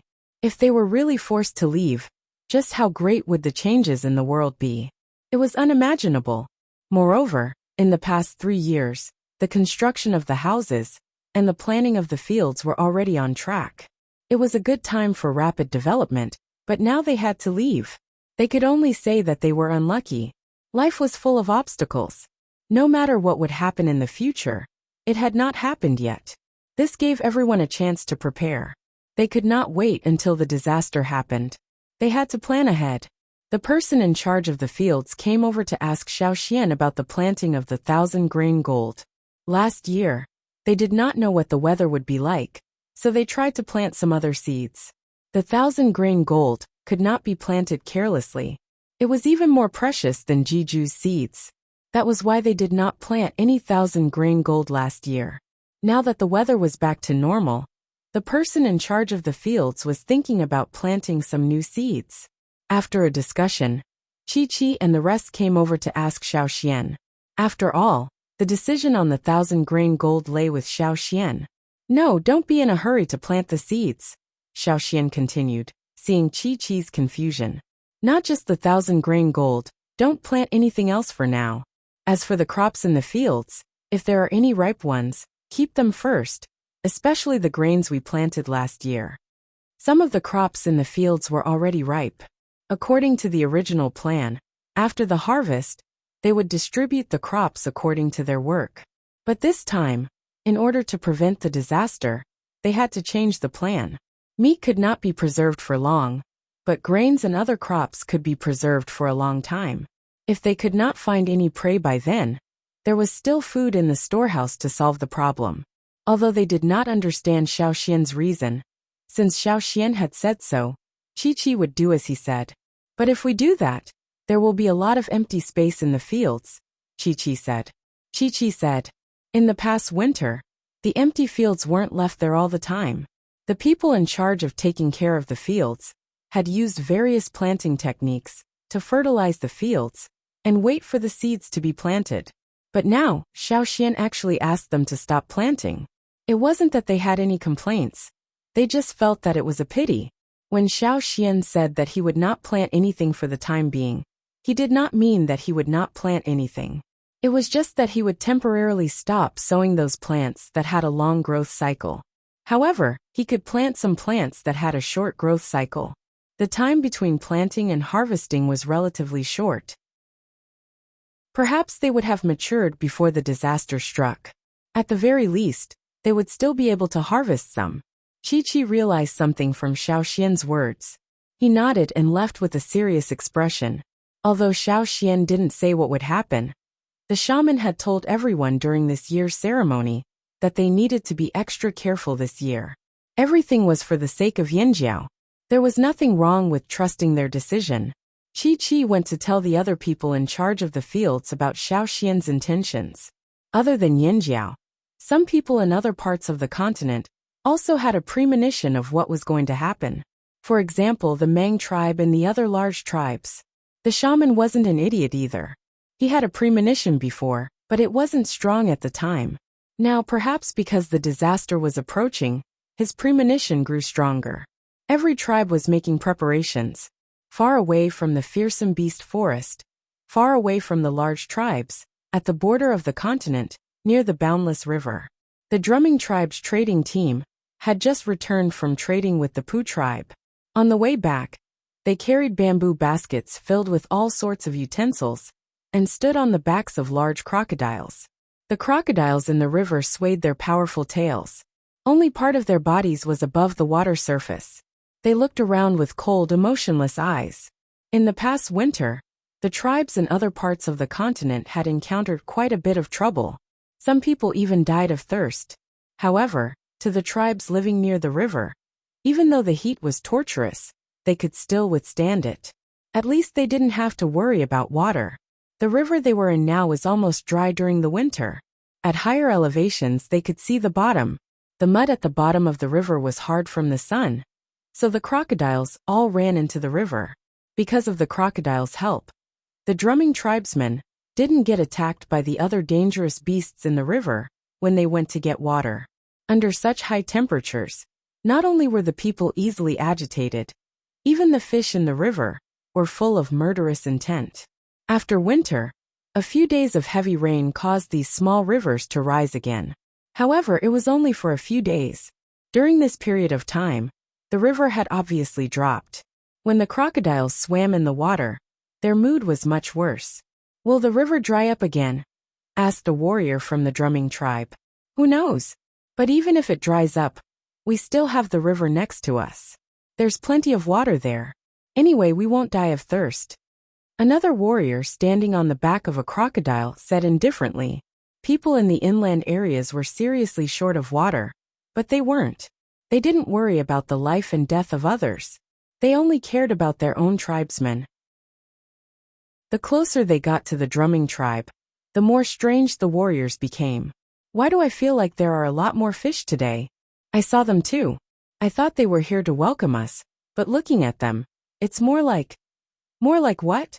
The warrior didn't continue, only frowning. The others had the same expression. They were familiar with the crocodiles. The tribe's totem was the crocodile. They could see the emotions of the crocodiles. In the past, there weren't as many crocodiles swimming in the river as there were now. However, along the way, they found that the number of crocodiles in the river was more than 3 times more than before. Twice as many crocodiles was already abnormal. They would look for the reason. Now there were more than 3 times more crocodiles. This situation made them panic. Just as the warrior said, the crocodiles didn't look like they were here to welcome them. It was more like they were hiding from something. Even if the crocodiles didn't panic, such a situation made the drumming tribe explode. The shaman spent the night looking for the reason. His ability wasn't as strong as the shamans of other big tribes. He had a premonition that something bad was going on, but he couldn't compare to those big tribes. Therefore, he wanted to find some solutions and try to find out the specific reason for the crocodile's behavior. Day after day, the people of the drumming tribe still couldn't find the reason. However, more and more crocodiles came ashore, swam into the river, and lurked in the ponds of the drumming tribe. On the contrary, there were fewer crocodiles in the river. Without the crocodiles, there were more dangerous fish and river beasts in the river. For a time, the people of the drumming tribe didn't dare to go into the river. They only dared to go to the rivers with more crocodiles. One day, the warriors of the drumming tribe who were patrolling on the river bank heard a gurgling sound. They thought it was a river beast in the water, and immediately became alert. However, they stared at the river for a long time, and only saw some bubbles coming out of the river. There were no river beasts. The fishes with sharp teeth in the river jumped out of the water from time to time. When they fell into the water, they jumped around restlessly. Chapter 570. The changes in the boundless river made the people of the drumming tribe worried. The changes in the river lasted for a few days, but they didn't see any big movements. It was like seeing someone throw a huge stone at them, but they didn't see the stone fall. The shaman and chief of the drumming tribe couldn't sleep for several nights. Since the changes on the other side of the river, the crocodiles in the river collectively moved their nests away from the river bank. Now their range of activity was also far away from the river bank. Even if they had to climb a long distance into the water every day, they were willing to do so. This made the people of the drumming tribe even more puzzled and worried. What on earth made the crocodiles behave like this? Until one seemingly peaceful day the ground suddenly shook. The crocodiles that were swimming in the water panicked and climbed ashore from the river. They continued to run away from the river bank towards their new cave. The man standing on the crocodile's back was overturned. No matter how he shouted, the crocodiles didn't look back and kept climbing towards their new cave. After the earthquake, there was no more movement. When the warriors of the drumming tribe checked around, they found that there were many dead fish in the river. A few days ago, the fish that were fiercely jumping on the river and biting each other with their big mouths were now floating on the water with their bellies turned up, motionless. This. What's going on? The patrolling warriors hurried back to report this to the shaman and chief. In the following days, there would be an earthquake every 10 days or so. Moreover, the interval between each earthquake was getting shorter and shorter, and it was getting more and more intense. The people of the drumming tribe followed the instructions of the shaman and the chief. They learned from the crocodiles and moved all their houses away from the river bank. At that time, the water in many places on the mainland had dried up. The good thing was that the weather didn't change much. It was still the same as in previous years. However, every time it rained, the people of the tribe and the wanderers who depended on the tribes would rush to bring out the prepared pots to collect water. The tribes that were good at making pottery made a lot of money in such a strange living environment. In the past, large pottery was not easy to sell. Now the best sellers were the terracotta jars and large pots. Making pottery was easy, but making good pottery was not easy. Many people's pottery wasn't of good quality. It was easy to break, and water would seep out of the walls of the jar. Some of them couldn't be used for long and weren't strong enough. They could only buy pottery from the trading places. It was the same in Yinjiao. The tourists would also request to use their labor in exchange for pots and jars. After the shower ended, the people inside and outside the tribe were all busy. They put the pottery that was placed outside to catch water into the house. Now, because of the special situation, if the shamaness felt that it was going to rain, she would inform the people in the tribe in advance. Then, when they saw the change in the sky, everyone would hurriedly move out the tools they used to collect water, filling up the outside. In the end, there was not much space for people to walk outside. However, when it was raining, not many people were outside. Everyone was busy fetching water. The shaking of the ground was not only felt at the edge of the mainland, but also felt in other places. Especially in the forest where Yinjiao was located, it was especially intense. Every time the ground shook, there would be chaos in the forest. Beasts would roar and birds would fly in disorder. What shocked Xiao Xian the most was that when he went out to hunt, he saw a volcano in the forest. The volcano had not erupted for a long time. There was a pool in the depression at the top of the mountain. Xiao Xian had been there with the hunting team. It seemed that the volcano hadn't erupted for thousands of years. There were many plants and animals living there. Xiao Xian didn't pay much attention to it at that time. But this time, when he went out with the hunting team, carrying the prey to the cave where they rested, Xiao Xian saw the towering mountain that was thousands of meters above the ground. It looked the same as before, but it gave Xiao Xian a strange feeling. Xiao Xian also asked the others in the hunting team. When they saw the volcano, they didn't feel anything special. Only Xiao Xian felt more and more frightened. He always felt that there was a ferocious monster hidden under the tranquility. It might not be that there was a giant beast living there. Xiao Xian just felt a wave of panic when he saw the volcano. It was his first instinct. There must be a reason for it. Then, the successive earthquakes made Xiao Xian have a guess. If that guess was true, taking a deep breath, Xiao Xian called the people who were in charge of the farmland and asked about the situation in the field. Some of the newly planted crops with short growing periods were close to maturity. They were just side dishes that the warriors didn't like. The non-totemic warriors in the tribe liked them, because they were good for their health. When the land was empty, the people who were in charge of the farmland chose to plant these seeds.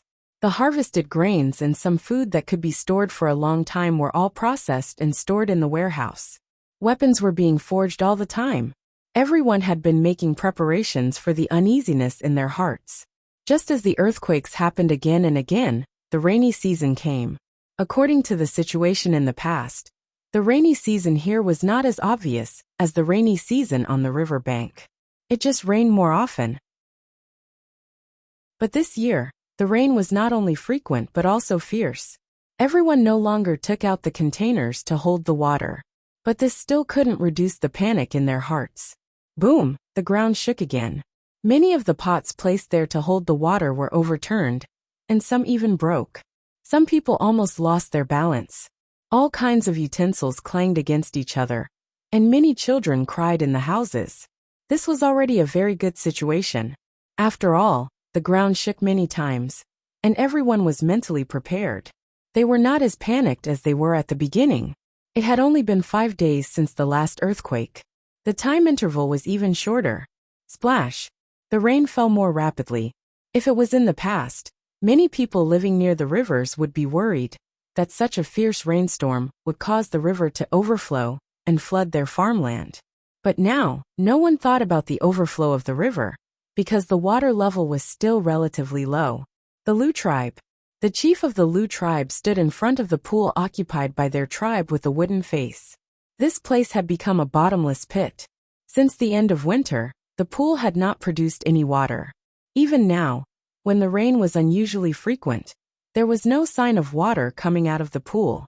This rainy season was unusual. Many people had never experienced it before. The rainfall was heavy and turbulent, but the river still didn't rise. The people of the drumming tribe who lived on the edge of the continent felt it even more strongly. The patrolling warriors stood on the bank of the big river, looking into the distance. Those huge figures of the river beasts jumped out of the water, making a long roar. They had lived here for so long. Every year at this time, they would hear the river overlords roaring and leading the river teams away. But this was the first time they heard the river overlords not roaring like in previous years. This time, the roar was sharper and more urgent, making people more flustered. Moreover, according to the annual pattern, the various river beasts in the river would leave during the rainy season. However, the situation of the river beasts leaving this year had happened long before the rainy season had even arrived. This year's rainy season, the river beasts left very early. This year's rainy season, the crocodiles of the tribe did not leave, but they rarely appeared. The situation of going into the river was even rarer. Most of the time, they stayed far away from the river bank. This year's rainy season, the water level of the boundless river began to fall in advance. Before the rainy season ended, the fall was obvious. No matter how heavy the rain was, it couldn't save the falling river. What do you think will happen? A warrior of the drumming tribe was drenched in the rain, wiping his face and asking. After he asked, he didn't hear the response of the others in the team. When he looked to the side, the warriors were all staring at the river, as if their eyes were going to pop out. Their faces were ashen, as if they had seen something extremely terrifying. What are you looking at? Look at how scared you are. Before he finished his sentence, the warrior also saw the situation on the river. In fact, they didn't see it clearly. After all, it was far away, and there was a thick curtain of rain obstructing their vision. They could only see a blurry shadow, but it was this blurry shadow that scared the patrolling warriors so much that they almost suffocated. In the river that had fallen a lot, on the surface of the water in the distance, there was a river beast that had appeared. The river overlord that used to give people an unparalleled sense of oppression suddenly exploded. Yes, it exploded directly. It was like a piece of soft mud that was squeezed hard by someone. In the distance there was a bloody scene. The cry of the river beast stopped abruptly, and no other river beasts appeared. Everything on the river seemed to have suddenly quieted down. Perhaps there would be some sound at the point of the incident, but the river bank was far away, and there was the noise of the rain falling constantly, so the warriors of the drumming tribe couldn't hear anything else. In the distance, the river seemed to be shrouded in a bloody mist, and they couldn't see anything else. The rapid rain fell on people, fell into their eyes, and flowed through the narrow pupils of the people of the drumming tribe. They could bear the water entering their eyes, but the sudden rain fell too quickly, and it caused a little discomfort in their eyes. But at this time, that discomfort couldn't affect the mood of the warriors at all. After a little silence, the warriors of the drumming tribe reacted, and they all took a deep breath of the cold water vapor. The rain poured into the trachea from the nasal cavity, and several warriors were choked, coughing as if their lungs were going to be coughed out. In fact, the choking of the rain wasn't serious, but they had just recovered from the shock, and just wanted to do something to vent their fear. On the river, that was the overlord of the river. Everyone was extremely afraid of it, and admitted that it was the overlord of the river. However, the huge overlord of the river turned into a bloody mist in an instant. What kind of power was that? Chapter 571. Above the river, the bloody mist in the distance became thinner and thinner as the surface of the river fell. Finally, it disappeared. In the end, the people of the drumming tribe didn't know what happened on the river. After they saw what happened on the river, the whole tribe once again moved away from the river bank, further away from the river bank. Although they didn't get close to the river, the people of the drumming tribe could guess the situation on the other side from the movements of the nearby rivers. Before they moved back, the water in the big river had already started to fall. Some of the small rivers that connected to the big river had also started to change. It was similar to what happened after the end of the rainy season in previous years. However, this time, all the changes were brought forward. Moreover, the water level in those small rivers was also unprecedentedly low. The rain continued, and it lasted longer than in previous years. The water level in the nearby rivers didn't rise. The crocodiles of the drumming tribe all seemed to be frightened. They always hid in their nests and didn't leave. At most, they would go into the river to fish or hunt other prey. Some of the more irritable crocodiles would even fight. The crocodiles were anxious and worried, and so were the people of the drumming tribe. It wasn't just them. On this continent, people from other places, and within each tribe, were all filled with a sense of panic. Especially the shamans of the few large tribes. They always felt very anxious, as if a beast that had been lurking for a long time was about to bare its fangs.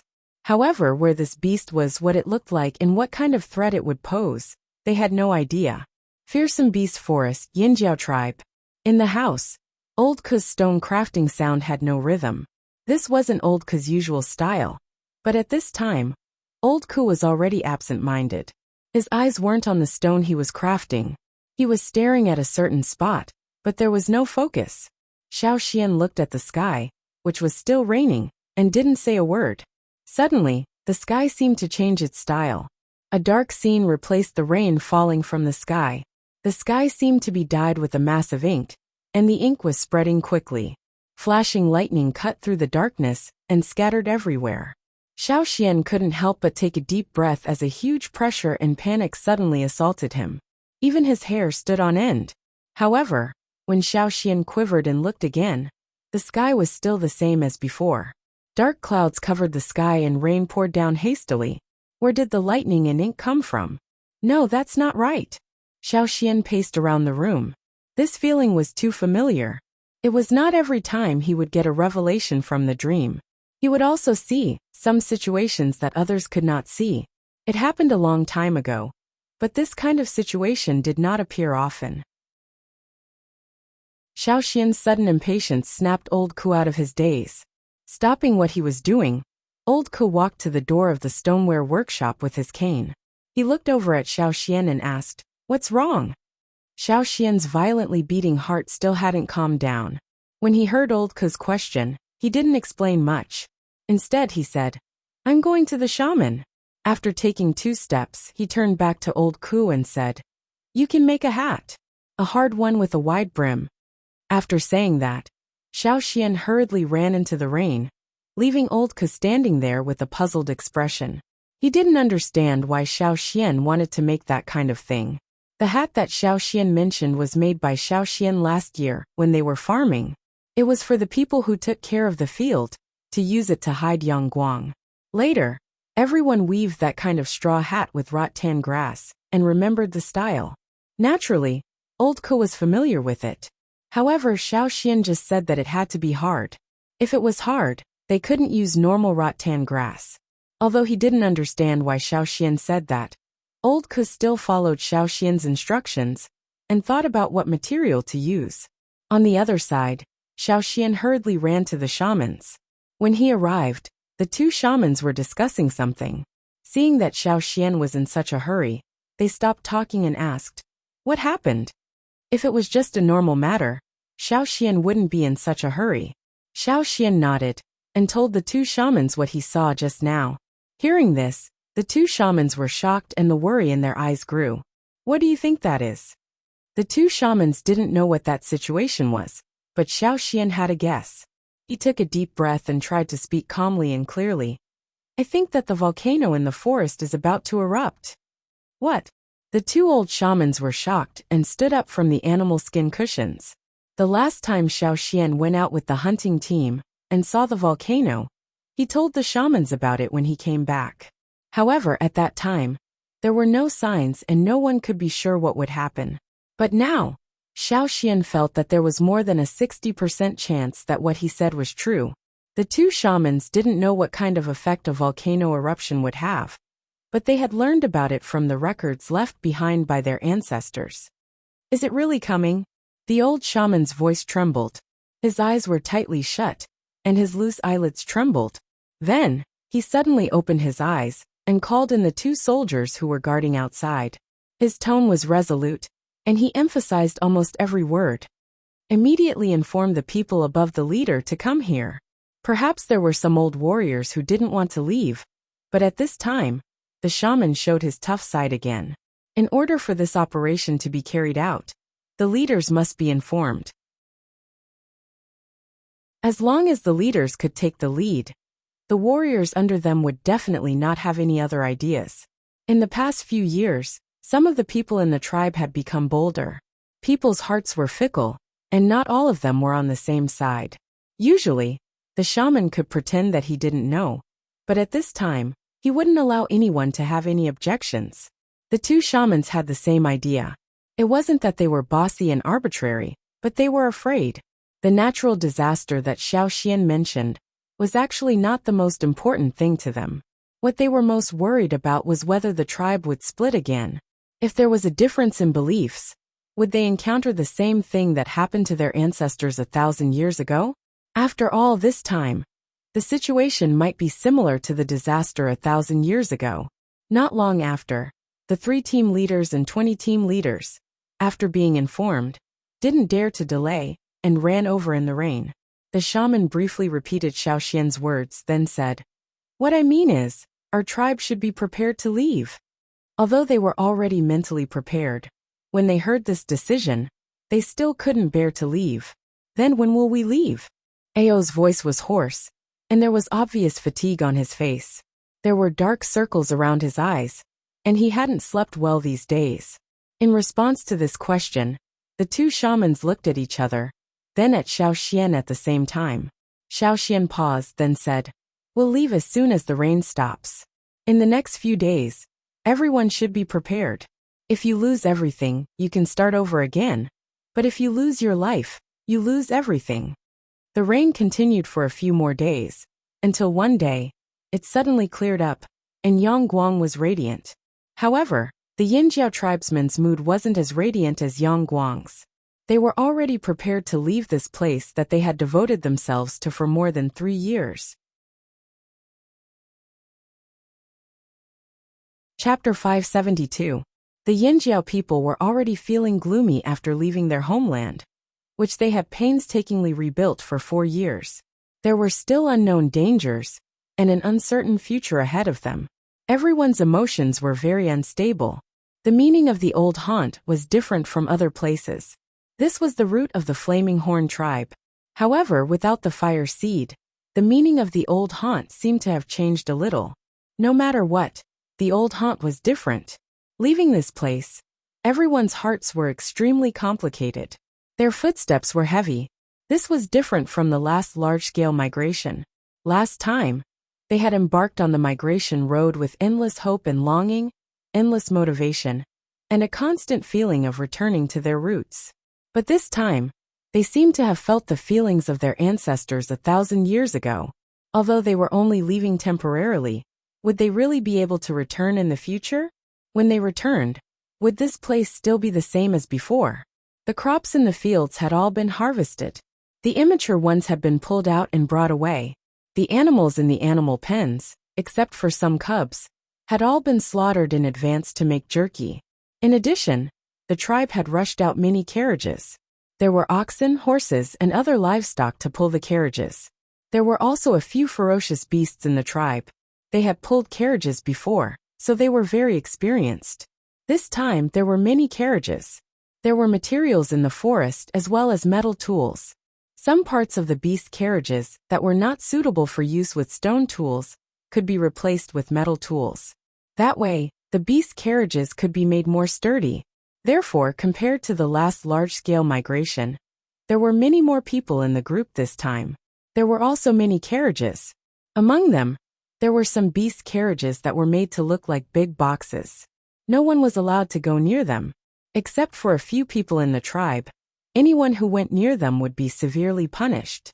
Inside the carriages were the veins of the sky that had been dug up again. The largest carriage was used as a temporary flower pot, and the 1,000-year-old veins of the sky had been transplanted there. If the weather was good, the guards would open the wooden boards above to let the plants bask in the sun.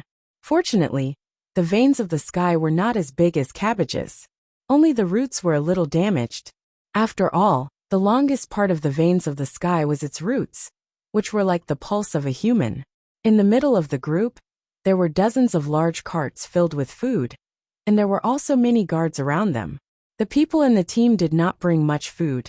Most of the food was transported together. However, Yinjiao did not care about the wanderers. If they wanted to leave with the team, they could follow the team. If they did not want to follow, they could go wherever they wanted. Some of the tourists felt that Yinjiao was making a mountain out of a molehill, and did not intend to leave. They even thought that after the Yinjiao left, they would go into the forest and live in the Yinjiao people's houses. They had been thinking about those solid stone houses for a long time. This time, the Yinjiao tribes were migrating, and no one could stop them. It was a good opportunity to occupy them. Maybe they could even live in the houses of the Yinjiao shamans and chiefs. He had to enjoy it. Some wanderers still decided to follow Yinjiao, because they had learned their lesson from the previous changes. There weren't many people who left for other places. They were aware of the fact that they could either stay or leave with the flaming horns. If they didn't choose either option and went to other places, it would definitely be more difficult. They might not even have a chance to survive. The movement of more than 10,000 Yinjiao tribes was too obvious. It was impossible to avoid the eyes of others. In just 4 years, Yinjiao had migrated again. It was simply unbelievable. All the tribes who knew about this thought that Yinjiao was crazy. Did they think that migrating tribes was a game? How long had it been since the last migration? Why didn't they stop?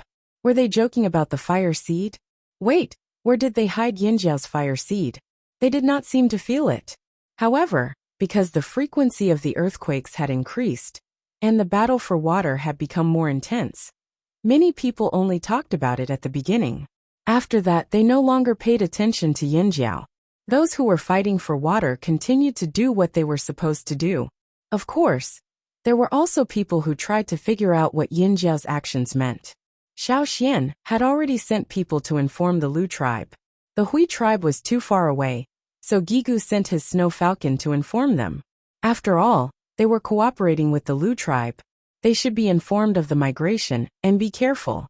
The horses that pulled the carriages were domesticated by the Hui tribe. They were more reliable than those bought from other tribes. They were calmer in the face of danger. There were a lot of blind robbers on the road, but they were all mercilessly chopped down. There were even robbing gangs that were formed by people from the same tribe. Because they couldn't compete with other tribes and couldn't seize the water source, they changed their way of survival. Robbing. When robbing in a gang, the more people there were, the better. With a plan and premeditation, the success rate was much higher. After tasting the benefits, they became more ambitious and gradually shifted their target to larger groups. This time, Yinjiao was targeted by them. It was because Yinjiao's carriages filled with food were too attractive. They could smell the smell, even if they covered it with cloth. They did not want to give it up. And when it came to robbers, the Yinjiao people never held back. They killed whoever came. This year's rainy season lasted for a long time. After the rainy season ended, the time for the 2 moons to coincide was approaching. Until that day finally arrived. The 2 moons were full, illuminating the night as bright as day. Ever since they came here, the Yinjiao people had not experienced the fear of the 2 moons for a long time. Once again it shrouded their hearts. Xiao Xian felt his eyelids twitch. A strong sense of uneasiness rose in his heart. Cold sweat inexplicably broke out, as if a basin of water had been poured over him. His bones felt like they were frozen. It was extremely cold. Xiao Xian, what's wrong? Zheng Luo asked. It was not that he was suspicious, but Xiao Xian did not look right. They're here. Xiao Xian said these 2 words almost without thinking, as if it was an unconscious reaction.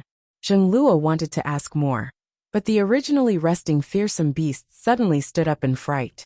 Then the cows and horses pulling the carriages and other animals also became anxious. Boom! The earth rumbled without warning. The ground beneath their feet shook violently. Those who were asleep were jolted awake. Many people lost their balance and fell to the ground. Crack, crack, crack. The sound of the earth splitting open tore apart the peace in everyone's hearts. People were trembling uncontrollably due to extreme fear. Even though they had been warned of what they might encounter, even though they had been mentally preparing themselves, even though they had experienced earthquakes many times, this moment was something that they had never encountered before. Under the white night sky, between the cracks in the earth, a vast and terrifying aura rushed out. It was so powerful that no one could think of resisting. That wasn't something that any beast could do. Not even the beast kings that people thought to be unstoppable could have such destructive power. This was the power of heaven and earth. This time, it was not like the previous earthquakes that were just for fun. Then, there was a violent rumble that almost made everyone lose their hearing. The people in the group stared blankly at the place they had walked before resting. There, a rock wall with no end in sight rose from the ground. It was as if a pair of hands had broken off the earth. The ground shook violently, dispersing everyone's thoughts. At that moment, their minds were blank. Any kind of power could only be truly experienced after experiencing it personally. In the past, they could not understand why their powerful ancestors were forced to leave their homeland. Now they felt it. And this was just the beginning. The night was as bright as day. Everyone was anxious. Chapter 573. When the night gradually faded away, and the 2 moons were finally replaced by the sun, the earthquake was still not over. Ferocious Beast Mountain Forest. The chaos had already begun before the earthquake. The ferocious beasts who had a bad premonition took action first.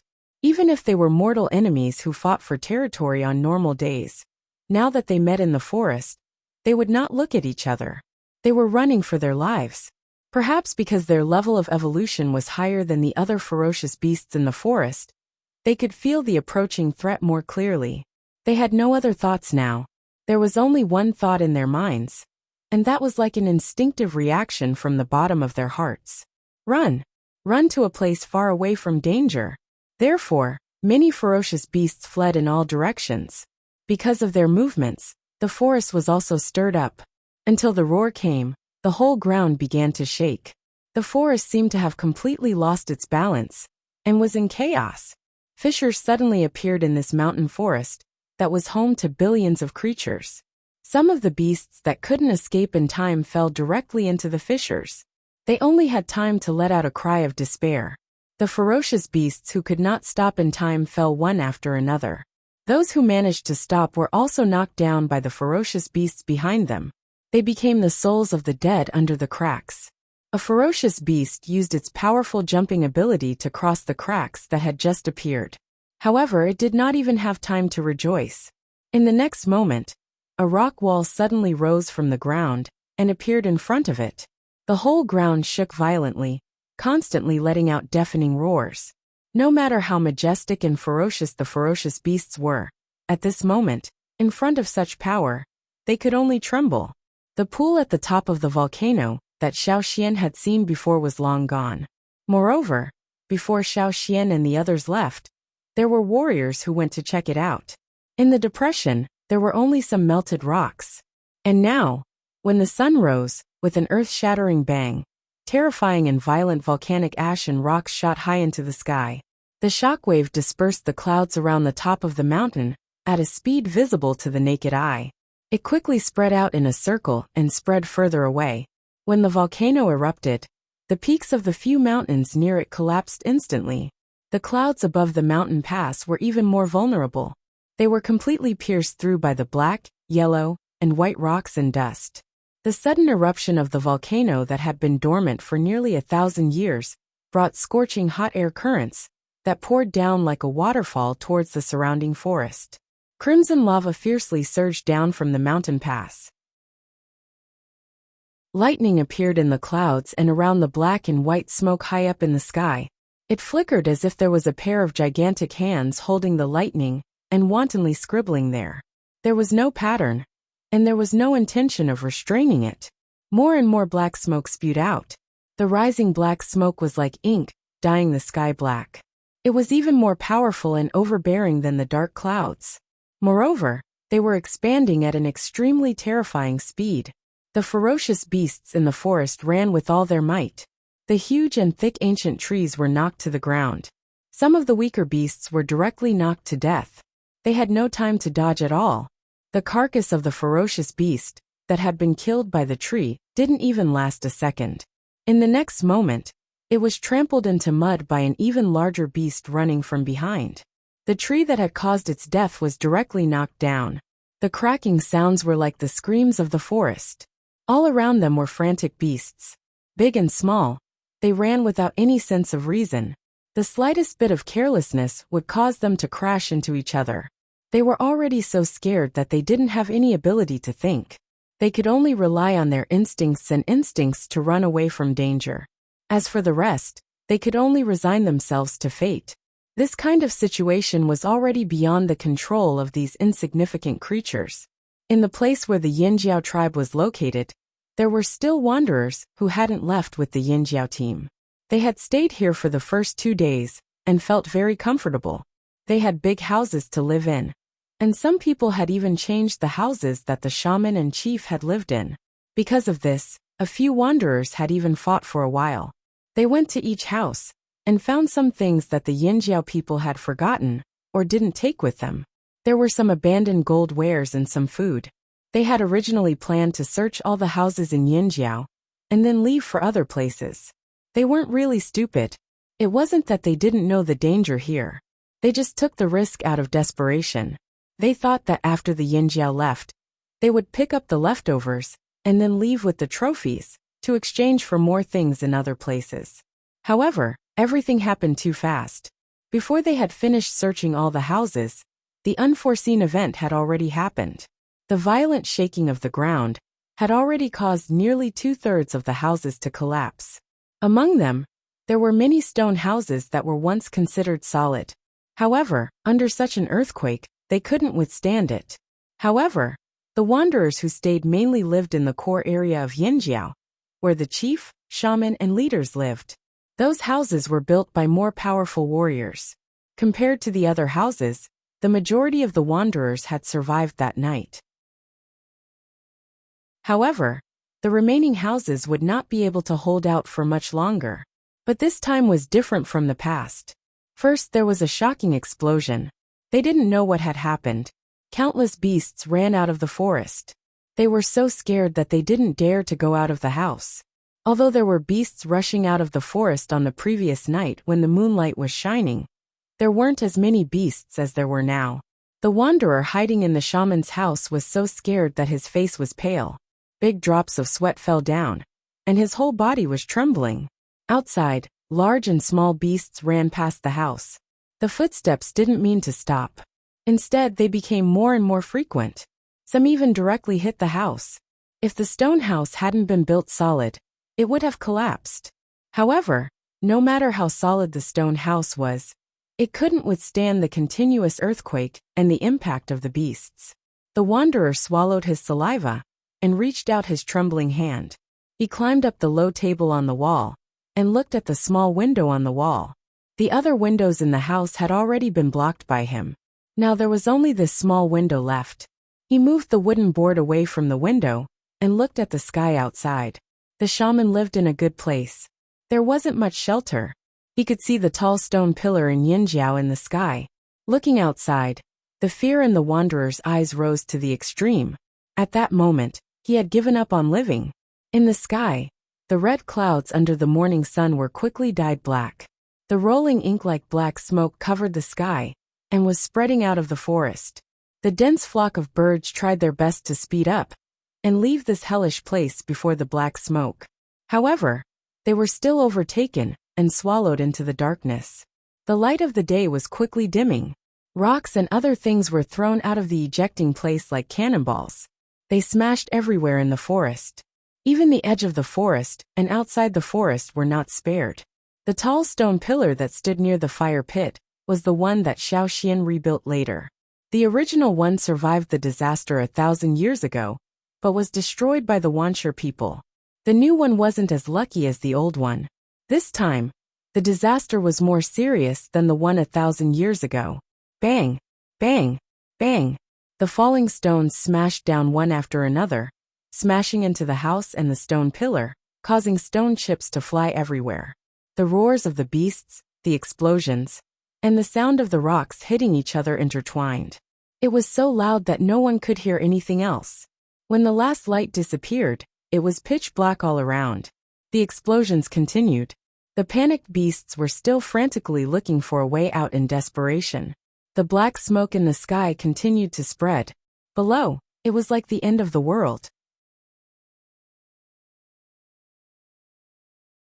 Chapter 574. At the place where Xiao Xian and the others were resting, they also heard the deafening sound of the eruption. It wasn't just at the Yinjiao team's resting place. Some tribes even further away heard it too, but they didn't know what it was. Originally, they planned to continue their journey after taking a rest. Before they left the tribe, they had discussed several times. Finally, according to the simple route left by their ancestors, they selected some places where the tectonic plate movements were not so strong. In Xiao Xian's opinion, the places outside the earthquake zone would always be safer. Xiao Xian didn't draw out a long route. Back then, their ancestors walked directly to where the drumming tribe was today. Xiao Xian's route was inland. With such strong seismic activity, he didn't know what would happen at the edge of the mainland. Although inland was also dangerous, it was safer. Now they were only halfway along the route. They hadn't really reached the inland, and were still some distance away from the big tribes. The snow falcon that delivered the letter to the Hui tribe had just returned. It came back trembling and landed on Gigu's shoulder. It wouldn't fly no matter what. Should we continue? Ao stabilized his shaking body and asked Xiao Xian. The earthquake was still going, but it was sometimes weak and sometimes strong. When it was weak, they could barely walk. When it was strong, they couldn't even stand. That was why everyone was panicking. No. Xiao Xian shook his head. He looked at the sky and said to Ao and Zheng Luo, "Continue to rest here. We might not be able to leave for a few days." The two chiefs' hearts skipped a beat. "We can't leave? What do you mean? Was there something worse?" This was the result of Xiao Xian's rope divination when the earthquake was weak before the sun appeared. "At least 5 days. We might have to rest first. Tell everyone to get ready. Don't go near the cracks. Don't get separated. Take out your hats," Xiao Xian said. Although they didn't know why Xiao Xian said that, the two leaders still followed Xiao Xian's instructions. The group that was slightly scattered due to the earthquake gathered together. Food and water were distributed, and the hats that they had made before leaving the tribe were also taken out. Not long after, the sentinel exclaimed. Everyone looked in that direction. On the horizon, darkness was spreading towards them at an extremely fast speed. "That direction is..." Ao's voice trembled. That was the direction of the ferocious beast mountain forest, and the black sky was coming from there. The spreading blackness caused a lot of panic. What is that? What's going on? The restless ferocious beasts and reared animals were forcibly held down.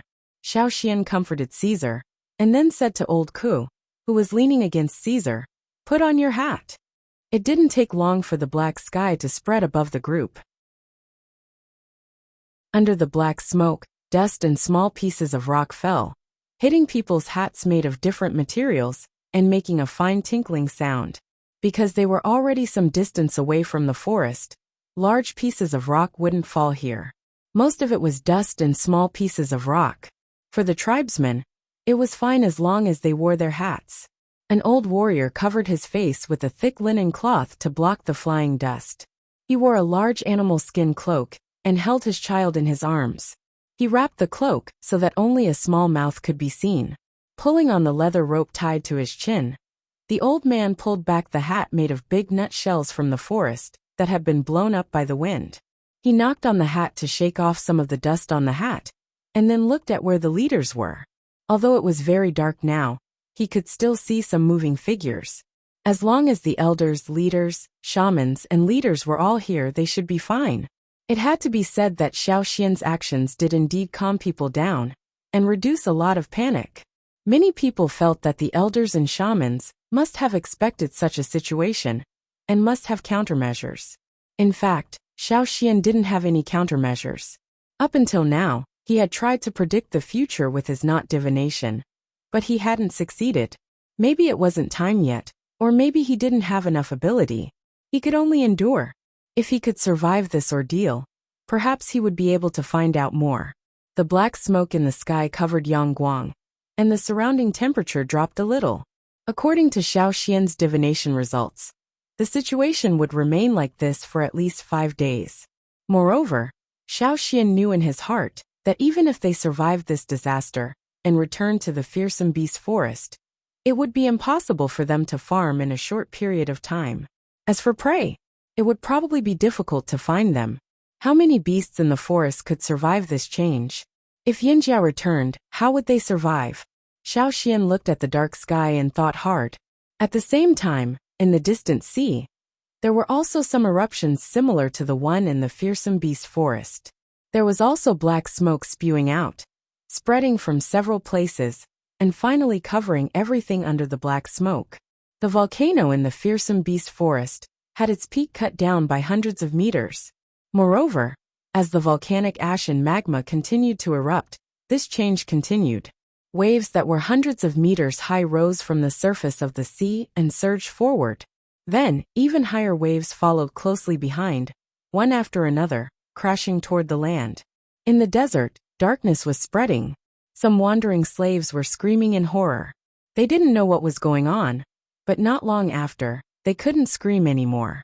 The waves hit the desert and swallowed everything near the coast. The people who thought that they could survive and build their own power lost all hope. The people of Rock Hill City rarely cleaned up the forces near the coast. In the past, many people didn't understand. There were even some remnants of the slave masters who were rising up, but the people of Rock Hill City didn't care. Now, some people suddenly had a strange thought. Did the people of Rock Hill City know that this would happen? However, even if they were confused, they couldn't find the answer. A series of tsunamis swallowed up nearly a third of the desert. To be exact, it wasn't swallowed up. A large part of the desert that was swallowed up had disappeared along with the violent shaking of the ground. In other parts of the desert, even places that weren't hit by the tsunamis were not peaceful.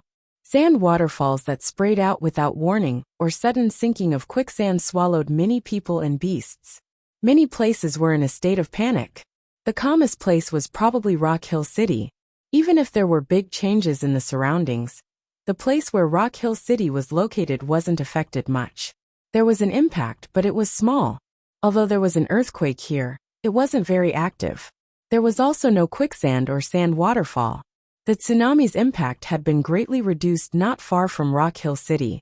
To Rock Hill City, it was really not a big deal. A long time ago, someone asked the king of Rock Hill City why he built a city here. With Rock Hill City's strength, They could have taken a better place. The king of Rock Hill City smiled but didn't say anything. Every king of Rock Hill City knew the reason, but never told others. Even many of the Sher family's descendants didn't know the reason. Only the successor had the right to know. The darkness continued. As the earth quaked and mountains swayed, no one knew just how great of a change had taken place. Chapter 575. On this continent, there was almost no place that was peaceful. Xiao Xian had no way of knowing how the people in other places were doing. In this world, there was no need to expect anyone to rescue them when they encountered a disaster. You had to rely on yourself. The earthquake was still going on, and the darkness in the sky had not dissipated. 2 days had passed, but there was still no light. A thick layer of dust had accumulated on the ground. If you lay still on the ground on the first day, you would be buried by the falling dust on the second day. In the darkness, in the midst of the earthquake, large tents were set up in the tribe. Xiao Xian had made these tents before he left the tribe. The tents were made of animal skin, which was much stronger than linen. The tents were set up with specially made metal poles, which were tied with the strongest rattan ropes. The poles were tied to large stones that were carried over. 2 or 3 warriors sat on the large stones.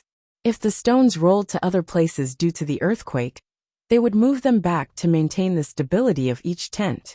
In the tents, there were children and women without totemic power, old people who could not move freely, and wounded people who had been injured in the earthquake. Many people were injured in the earthquake, and their meridians were severely damaged. If it was in the past, their injured hands and feet would be crippled, or their lives would be in danger. However, with the veins of the sky, the situation was different. Not only could they save their hands and feet, but they could also save their lives. Xiao Xian walked quickly in the team. Others needed to rely on the water moon stone to illuminate the surroundings, but he did not. If there were people who were seriously injured, he could find them faster. He called a team of people who were responsible for transporting the wounded. Xiao Xian and the others carried the injured people to the tents. Inside, Guizhe brought over a batch of newly made medicine and distributed it to the people who were taking care of the wounded. "How is the situation?" Xiao Xian asked. "It's okay for now. There are not many who are seriously injured." Guizhe handed a small pouch made of animal skin to Xiao Xian. "There are some newly made medicines inside. Distribute them to the other warriors, they will feel better." Xiao Xian opened the animal skin bag and took a look inside. The bag was filled with small pills, but the amount was smaller than usual. They had to be frugal now. No one knew what would happen later, so they had to keep some medicinal herbs in reserve. If it wasn't for the fact that his injuries were critical, he would have been more frugal with his medicine. Xiao Xian could understand this. In the past, when Xiao Xian was studying herbs in the tribe's medicine house, he had tried to make pills. Later, when everyone saw that pills were more convenient, they gradually began to adapt to such pills. As for the pills that Guizhe made, in the past 2 days, because of the dust falling from the sky and the unpleasant smell in the air, many people in the team had developed some minor problems. The warriors were better off, as they had a stronger resistance, so the symptoms were not obvious. However, those who had not awakened their totemic power were unlucky. They could not breathe properly, and their lungs were damaged. Even if they were covered with linen cloth, it was useless. The pills that Guizhe gave them were for this situation. The warriors would not stay in the tent like those who did not have totemic power. They had to be outside to guard against all kinds of dangers, and they also had to look for the injured. Their bodies were more or less affected.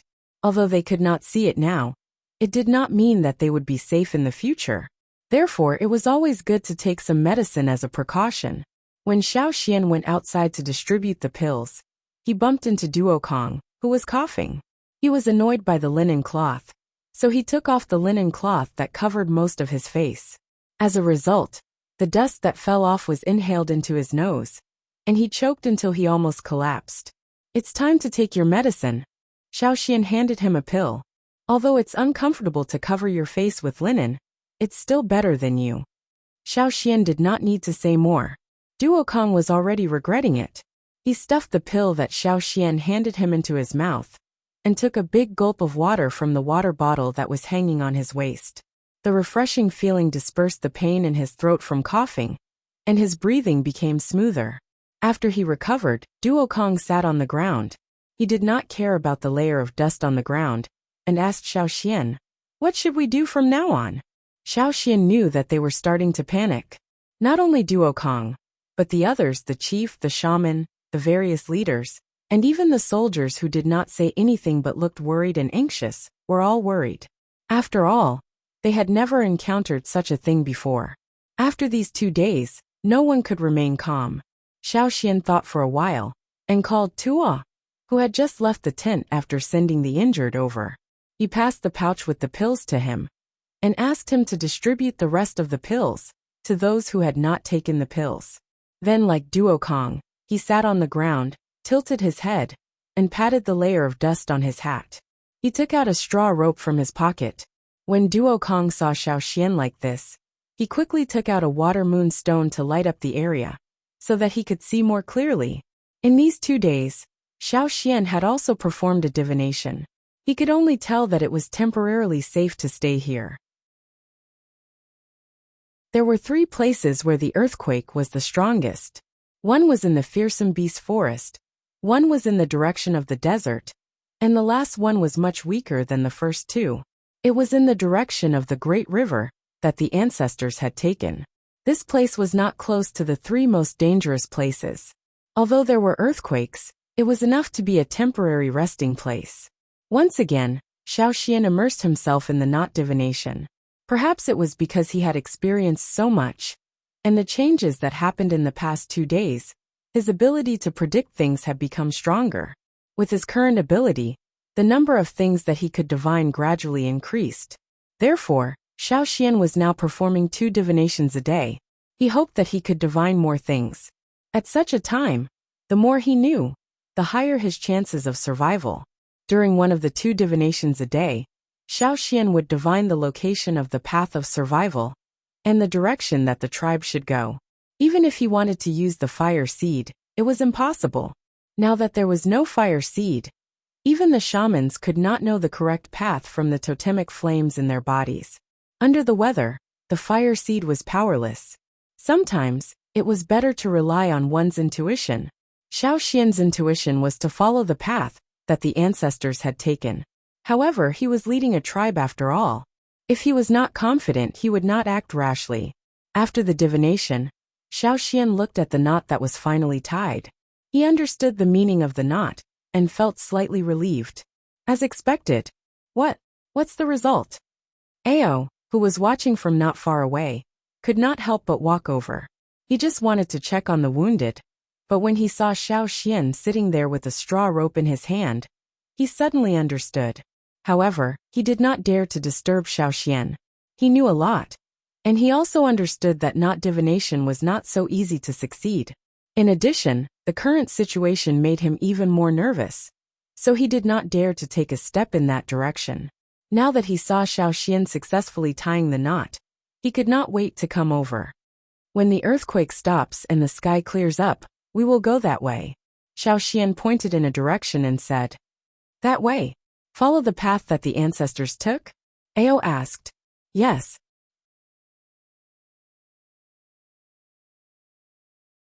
Chapter 576. In fact, as long as there was a definite conclusion, it would be a very good comfort. Xiaoxian's conclusion was undoubtedly a reassurance to everyone. But what followed was a complicated feeling. After all, that direction was not the direction of the old haunt.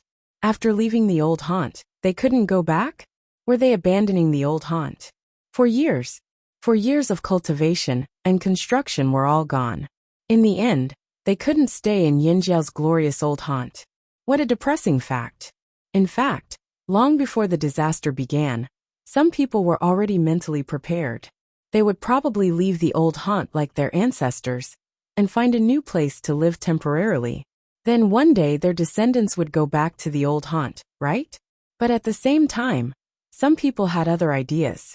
After all, the old haunt was so attractive and cohesive, not only because it was Yinjiao's old haunt, but also because it was the fire seed. The fire seed's fire vein was in the old haunt. Back then, the fire seed was not complete. If they wanted the fire seed to be complete, they had to go back to the old haunt. But now, not only was the fire seed complete, but it had also undergone a huge change. It had been integrated into the blood of the Yinjiao people, and would be passed down generation after generation with the Yinjiao people. Without the fire seed, the old haunt's meaning was still special, but it was no longer a place they had to stay. From the moment they chose to integrate the fire seed, this was the result they had decided. The earthquake under the darkness was still going on, as if the earth was carrying out some kind of plan. Under the darkness, the insignificant people had no way of knowing the truth. Only when the darkness receded and the earth stabilized could they explore. 3 days later, after a loud bang and intense shaking, the tremors began to slow down and were less frequent. After the last violent tremor, the number of injured people increased again. There were also casualties in the group. Fortunately, the number of deaths was not high. The thick black smoke in the sky began to fade after the earthquake slowed down. The change wasn't fast, but it was obvious. After a while, one could see some moving figures even without the help of the water moon stones. This was a good sign. The team began to reorganize and count the number of people. Although the change this time was earth-shattering and made people confused, most of them survived. Even the wanderers who had been following the Yinjiao team survived. In a small tent, Xiao Xian, the shaman, the chief, and the leaders were all gathered there to decide on the next step of the plan. So far, it was almost the same as Xiao Xian's divination. Therefore, everyone did not doubt the direction that Xiao Xian said they should go in the future. However, they were still thinking about the old place, especially Ao and the others. The reconstruction of the old place was almost done by their hands little by little. But now it might all be destroyed. How about this? Xiao Xian said after thinking for a while. When the earthquake stops and the sun rises, send some people to the old haunt to check it out. Whether they can continue to live there or not, we have to be prepared. The shaman nodded in agreement. Of course. If it weren't for the fact that his body couldn't keep up, the shaman also wanted to go and check it out. However, in the current situation, it was better to hurry up. He didn't want to be a burden and let the stronger soldiers rush over. As long as they could get a result, whether it was good or bad, it could make people feel relieved. A day later, although the sky was still gray, compared to the complete darkness of the previous few days, it was much more reassuring. At least now they could tell when it was day and when it was night. The earthquake had made people dizzy and confused. They had no sense of direction or concept of time. Now everything was finally coming back. Everything was stabilizing. Xiao Xian and the others had to take action first. They wanted to go to the old haunt. As the shaman said, they were always thinking about it. They would feel uneasy if they didn't take a look. They might feel even more uneasy if they took a look. Xiao Xian thought to himself. The team couldn't all return here, so only about 20 people were chosen. In terms of feelings for the old haunt, naturally, those who first set foot here had deeper feelings. Therefore, when choosing people, they mainly chose people from Ao's side. Although Zheng Luo's people also wanted to take a look, they weren't that obsessed. Secondly, there were more Yinjiao people here. They needed to stay here and guard. The group of 20 people ran towards the old haunt. A thick layer of dust was lifted from the ground. Everywhere they went, they left behind a trail of dust. The dust in the sky hadn't dispersed completely. Yang Guang couldn't see clearly, but it was enough for him to see everything around him. If it wasn't for the blurry sun in the sky, they wouldn't be able to tell where they were. Everything had changed. The ground rose and fell. The low ground had become high cliffs. The few hills they passed on the way were still there, but others had disappeared. There were no living things on the ground. Perhaps there were bones buried under the thick dust. Perhaps there were lives that survived the disaster. Occasionally, some birds could be seen flying in the sky. It gave people a feeling of confusion. At this time, those who were hiding didn't have the courage to come out immediately. Xiao Xian and the others returned to the old haunt. They didn't see anyone else. This is it. Xiao Xian stopped and looked ahead. Here. You're saying this is Yinjiao's old haunt? How is that possible? Ao was so shocked that he almost jumped up. The shock in his eyes was obvious. His face was trembling as he tried his best to turn his head and look at everything in front of him. In front of them, it was the same as the other places they had passed. It was even more flat. Other than the color of the dust on the ground, it looked like a desert. But Xiaoxian said this was the old haunt. Ao began to tremble all over. Xiaoxian took 2 steps forward. Then he pulled out his sword and swept away the thick dust under his feet. Under the dust, there were many pieces of gravel that couldn't be seen clearly. Some of them were stained with brown blood. Perhaps they were left behind by the beasts that had fled from the forest. Or perhaps they were left behind by the wanderers who hadn't left. Xiaoxian could see through the layer of dust and see a little of the scene below. In places where the ground bulged, there were piles of stones from collapsed buildings. There were also corpses of giant beasts that had already died. The giant beasts that had once been so arrogant in the forest couldn't escape this disaster. Under the power of heaven and earth, all living things were ants. Perhaps there were all kinds of creatures in the depths of the forest that had escaped this disaster. But right now, the Yinjiao people were only concerned about the ruins of the old haunt. Even if there were other places in the forest where people could continue to live, they were no longer the old haunt. In the hearts of the Yinjiao people, they were no longer the old haunt. The black dust under his feet had a pungent smell. Xiaoxian picked up a stone and pulled it up. It was only half a meter long and incomplete. If it weren't for the patterns on it, Xiaoxian wouldn't have recognized it. This was the stone pillar that he had personally engraved the patterns on. Now, the stone pillar had fallen, and the cracks were even more severe than the one that had been destroyed by Wan Shi. There were already many craters on this piece of wreckage, and the original patterns had been destroyed. One could only imagine the situation at that time. This was much more terrifying than what their ancestors had encountered. Although the old haunt had changed a lot after their ancestors left, many things had been preserved. The forest was still there. But now, as far as the eye could see, there was only one word to describe it: destruction. It was a complete and utter destruction. After 4 years, all traces of life were gone. The dense forest and towering mountain peaks were all gone. All that was left was a wasteland. Even Ao, who had always been calm and steady, couldn't help but choke with sobs. Some of the warriors cried, "Pitter-patter! Pitter-patter!" Drops of rain fell from the sky, and soon became rapid. The raindrops hit the wasteland, splashing up a lot of dust. There was a lingering smell of destruction in the air. The rain began to wash away the haze in the sky. Some gray rain fell on Xiaoxian's face, leaving mud-like marks. A group of 20 people stood in the rain in silence for nearly an hour. Then, they knelt towards the land, performing the highest ceremony of the tribe, offering sacrifice and farewell. Perhaps, they wouldn't be able to live here again in their lifetime. Perhaps, one day in the future, their descendants would bring the tribe back to this homeland that had been restored. Even if there were still unstable factors lurking here, an old place was still an old place. This was the persistence of the tribesmen. The rain became heavier, and the dust on the ground turned into mud. After kneeling on the ground, the group of people were covered in black mud. But at this time no one cared.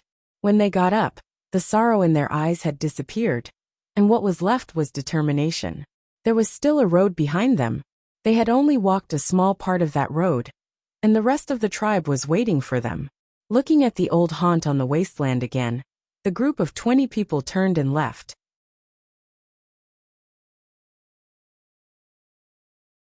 Chapter 577.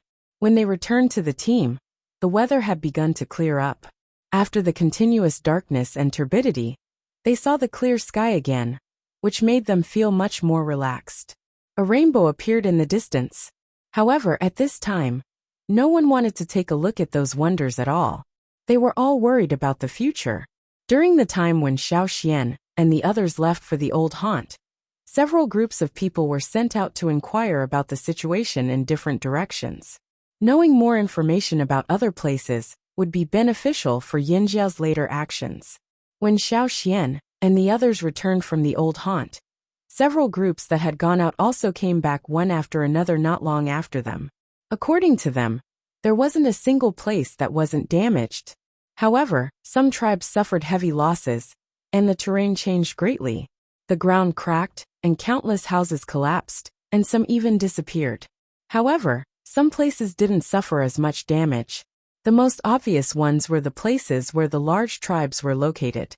Some small and medium-sized tribes were hit to varying degrees, but comparatively speaking, the big tribes, such as the Mang tribe, the Eight Limbs tribe, the Longboat tribe and so on, suffered some losses, but to the whole tribe, it was not too big of a blow, and didn't hurt their bones.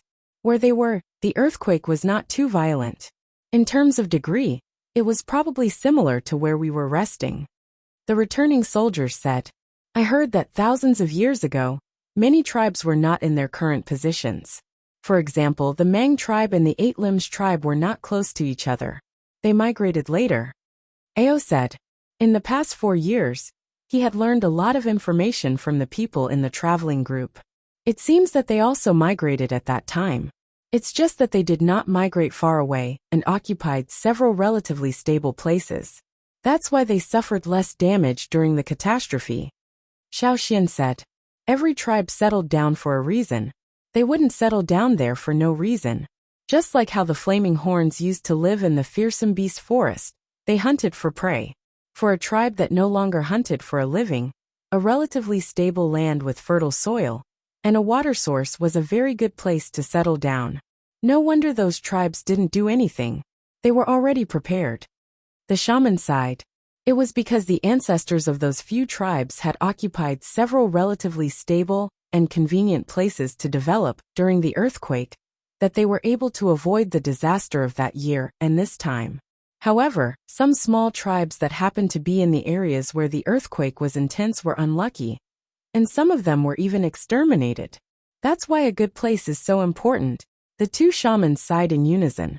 However, how could a good place be so easy to find?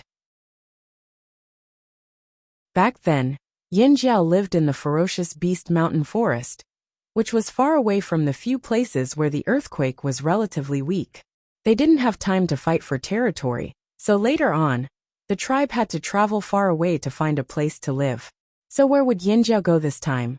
In fact, as early as when Xiao Xian pointed in that direction, Wu and Ao had thought that it might be the place where they used to live, but they immediately denied it. After all, there was still a river that they couldn't see on the other side of. At this time of the year, how could they get there? Or would they have to wait another year to get there? After the people who went out returned, the group set off again. This time, they went directly in the direction that Xiao Xian had pointed out. The old land had been destroyed, and they couldn't go back to live in the short term. They had to find a new place to start over. Although the old land had been destroyed, the harvest of the past 4 years couldn't be erased. Pottery, metalware, textiles, farming, breeding, and so on had made great progress.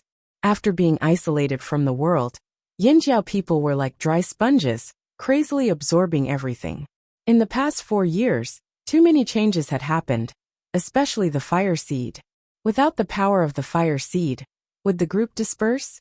This was a huge stone hanging in the hearts of the shaman and the chief. However, they had to take it one step at a time. First, they had to find a new place to live. Xiao Xian looked at the new knot. He just wanted to confirm where the road was. "How is it?"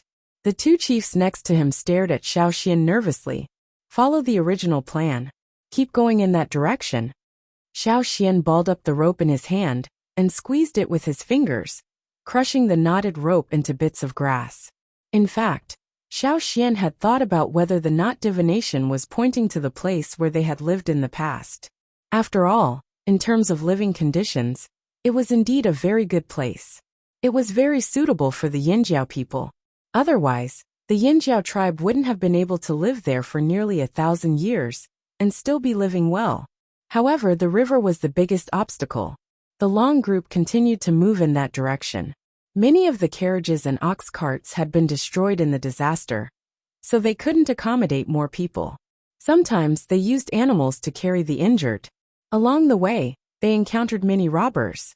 However, Yinjiao had many people and tight defenses, so they didn't let the robbers succeed. Most of the robbers were from small tribes. The disaster of their tribes was almost a devastating blow to them. They had no food and no manpower, so they could only crazily fight for the loot. Yinjiao's route was different from when they first went to the old haunt. After all, they spent more time on boats back then, but now they were walking. Some of the big and small rivers that had dried up were now gradually rising. Although they didn't know what was going on, this trend was always good.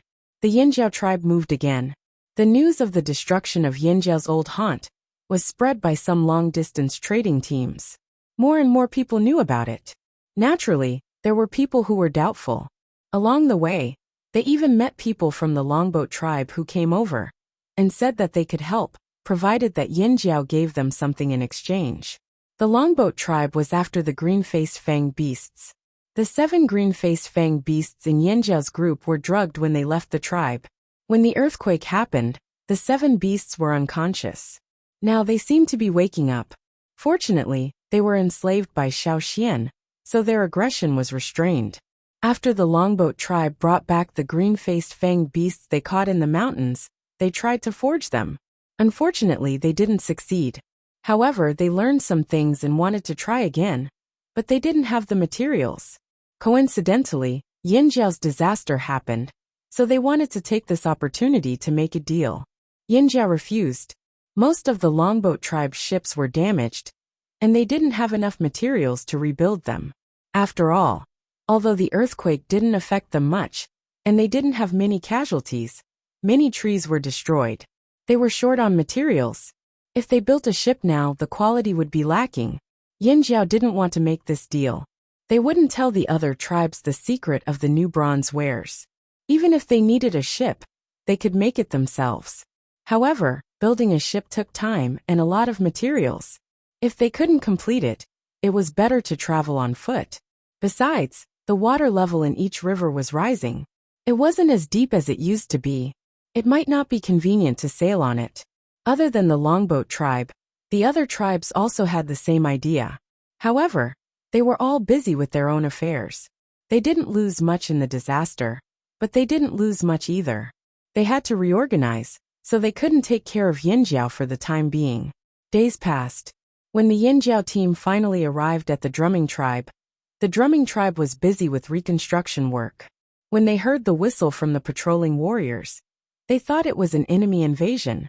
They didn't expect it to be the Yinjiao people they hadn't seen in a few years.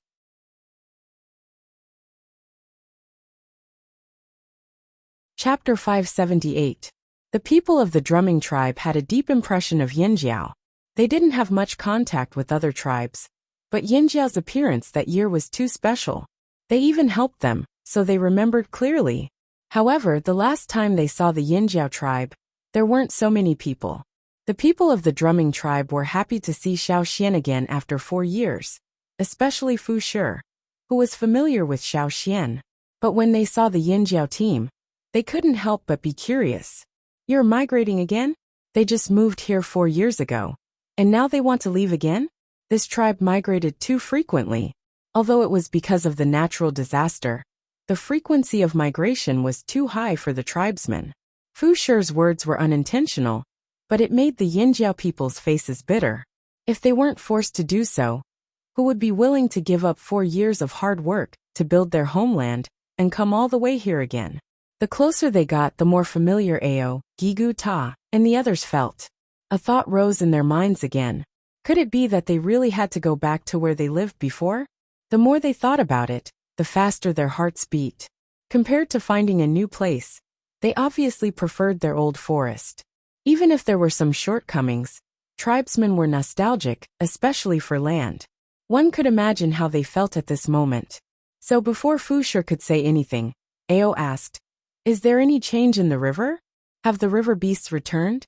Can the boat sail on it?" Ao's series of questions made Fu Shi's expression strange. The warriors of the drumming tribe beside him also had complicated expressions. Xiaoxian saw this and asked, "What's wrong? What's changed in the river?" "Change? Of course." Fu Shi pointed in the direction of the river. "Did you notice that the sound of the river changed?" "The sound of the river?" Because they didn't often move around in the water, Yinjiao people were weaker than the drumming tribe in this aspect. I didn't hear it, Ao said honestly. Fu Shi didn't look down on him. His eyes showed a complicated expression. The sound of the river is gone. In other words, the river is no longer there. At this point Fu Shi also sighed. Back then, when they left the riverbank to seek refuge, they were almost thrown out by the earthquake. They tied themselves and their families to tree trunks or higher terrain. There were many mountains here, and few flat lands. Even if they wanted to hide, they would hide from one mountain to another.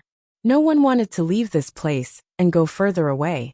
Because the fire seed was here, no one was willing to go further away. Later everything stopped. When he tried to go to the riverbank, he found that their former village had been destroyed. All the houses had collapsed. If they hadn't escaped in time and stayed far away from the riverbank like the crocodiles, perhaps many of them would have been buried in the disaster not long ago. What shocked them even more was what happened on the other side of the river. At that time, Fu Shi and the other warriors of the drumming tribe stood by the river bank and looked forward. Everywhere they looked, the scenery had changed. The Yinjiao people were prepared to wait another year, but when they heard Fu Shi's words, they were all shocked. Even Xiaoxian wondered if they should wait for another year until the rainy season ended and boats could travel on the river. Along the way, they had discussed how to build a boat, but now, Fu Shi said that the river had disappeared. This shocked the Yinjiao people so much that they doubted their own ears. How could such a huge river disappear just like that? Moreover, according to what the drumming tribe said, all the changes were only completed in those 5 days, under the condition of day and night. I'll take you to see it. Fu Shi sighed and walked over. Letting the people in the team stay here, Xiaoxian and the 2 chiefs went to the riverbank together. There were crocodiles of all sizes moving around. A brown-eyed crocodile quickly crawled over to Xiaoxian. It was the little crocodile from before. After a few years it had grown a lot. At first sight, it didn't recognize Xiaoxian, but after Fu Shi's reminder, Xiaoxian recognized it. But now Xiaoxian was thinking about the river. He patted the brown-eyed crocodile's head and quickly followed Fu Shi. The drumming tribe's original residence had been destroyed. If it wasn't destroyed in the earthquake, then it was buried by the mudslide brought by the rain. In short, it was uninhabitable and had to be rebuilt. Fortunately, most of the people were still there, and the fire seed was still there. This was already the best result. It's there. See for yourselves. Fu Shi pointed ahead. In front of them was a small hill, but there was no way to see the other side. Walking up the hill, there were no other obstacles in front of them. Xiaoxian could see clearly what was on the other side. It's really. Ao's voice trembled. Yigu Ta, and the others were all in disbelief. Who wouldn't be shocked to see such a big river suddenly become a small river, and still be able to see the scenery on the other side? It's really there. Ta was too excited and stuttered. The others couldn't understand, but the Yinjiao people knew. The other side was where they used to live. The mountain seemed to have become taller, and there were many uneven places at the foot of the mountain. Rocks with edges protruded from the ground, like ferocious beasts baring their fangs and brandishing their claws. Further up, they could see the traces of their lives, even if the houses had collapsed. Their heavy breathing, red faces, and the excitement of the Yinjiao people puzzled Fu Shi. That's where we used to live. Ao took a deep breath. The pain and sorrow of the destruction of the old homeland faded when he saw the situation on the other side. They had lived in the old homeland for 4 years, but on the other side, they had lived for decades. How could they not have feelings? When they left that year, they had thought that after leaving, they would probably never come back.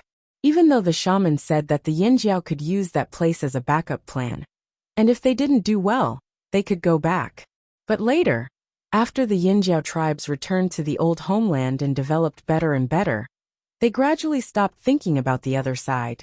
Occasionally, they would still dream of the place where they used to live, the dangerous forest, and the familiar hunting routes. I didn't expect this, ha ha ha. I didn't expect this.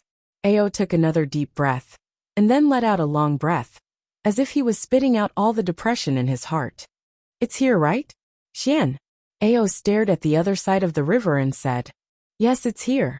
Xiao Xian was now sure that the result of the divination was there. Years ago, the ancestors left the old homeland due to a natural disaster and came here.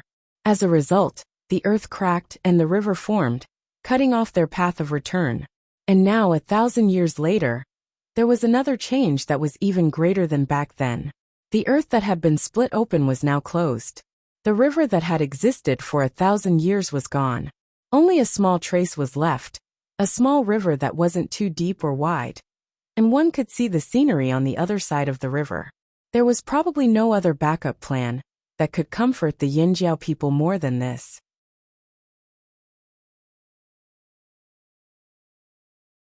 Chapter 579. When the tribe crossed the river, many of the children were still young. For years later, some of them had already become totemic warriors. Now that they knew what was on the other side of the river, and that was the destination of the tribe, the Yinjiao people who lived on the other side of the river were no longer depressed. Their moods had been fluctuating all this time. Even though the crisis was over, they had no place to stay. They were like rootless duckweeds, unable to settle down. But now they could finally let go. They couldn't go back to the old place, but it was fine. They had another old place. Yes, for the entire Yinjiao tribe, the fearsome beast forest was the Yinjiao's old place. But for these people, the other side of the river was another old place in their hearts. Even though there were some changes in the earthquake, even though they couldn't see the whole thing from here, they could still recognize many familiar places. That's right. That was the other homeland in their hearts. Ao, Ta, Gui He Mai, and the rest of the team leaders were all very excited about the turn of events. Chief, are we going back? Someone asked, choking. The word go back moved many people, and they couldn't help but smile. Ao also showed a rare look of nostalgia. Yes, let's go back. Whoa! Someone in the group screamed. Haha, let's go back. Some of the younger warriors jumped up in excitement. They thought they would have to find a new place to stay, but they didn't expect to come back here. They were still children when they left. For years later, they had been out hunting for a year or two. Seeing their excitement, Zheng Luo and the others calmed down. After all, they hadn't lived there before, and all they knew was from other people. That's where you used to live? Zheng Luo asked Xiao Xian.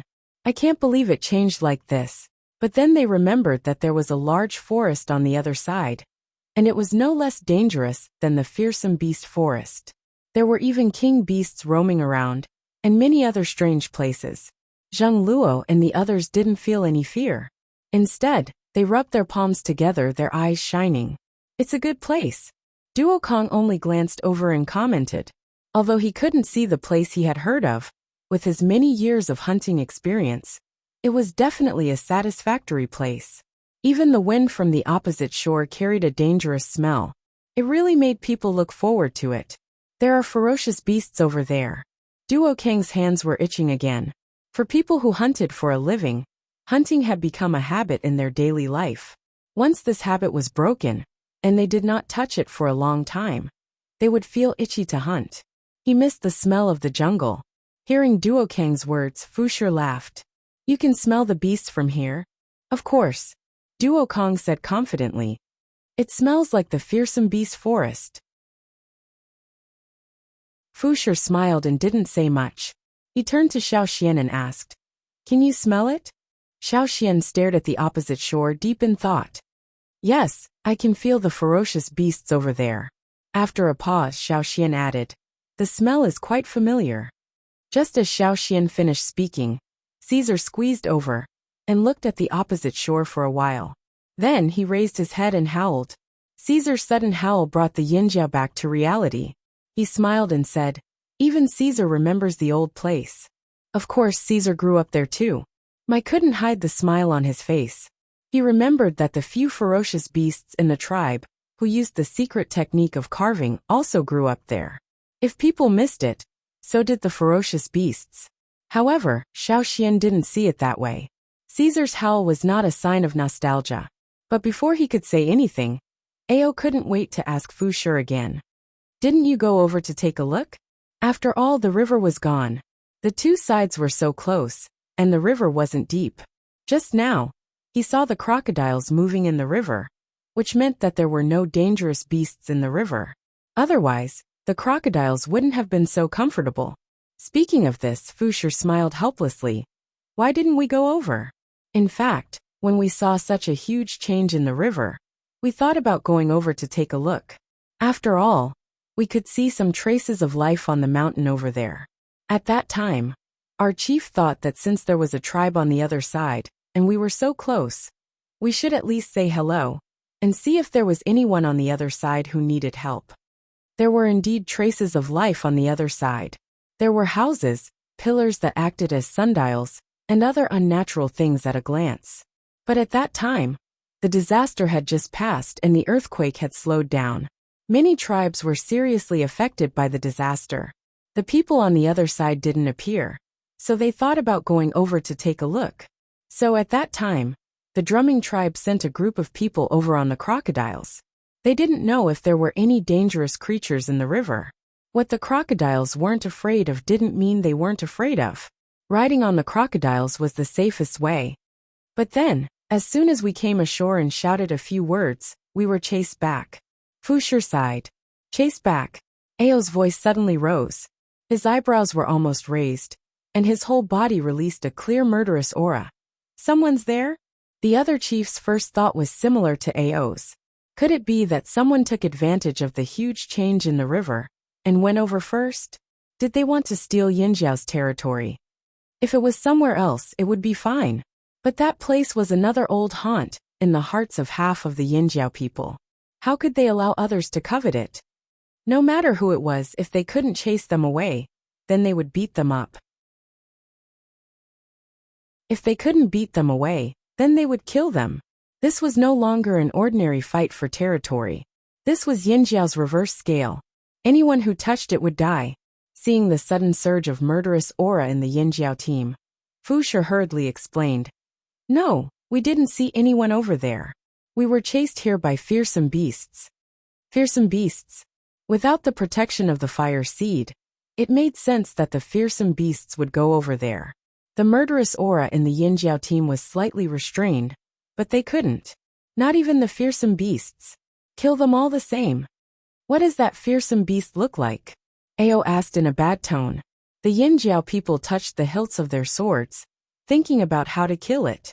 Wuxia said, we only saw one. It was a very big eagle, very fierce. It came out to patrol every day. Eagle? Ao was silent for a moment. Flying beasts were indeed not easy to hunt. Look, it's coming again. A drumming tribe warrior next to Wuxia pointed to the sky and shouted, Hey, why is it flying over here? Wuxia exclaimed, Wasn't that eagle only guarding the other side of the river? Why is it suddenly flying over? And it's so fast. Seeing this, the drumming tribe and Yinjiao people all picked up their swords, axes, and bows. Wait, everyone, don't attack. It's an old friend. Xiaoxian hurriedly stopped them. Old friend? Ao didn't react at first, but then he thought of something. His eyes suddenly widened as he looked up at the sky. Caesar looked up at the sky and howled excitedly again. However, as the figure in the sky flew closer and closer, Caesar's howl changed midway, as if he was forcibly making a bend. There was a hint of doubt in his voice. It looked a lot bigger.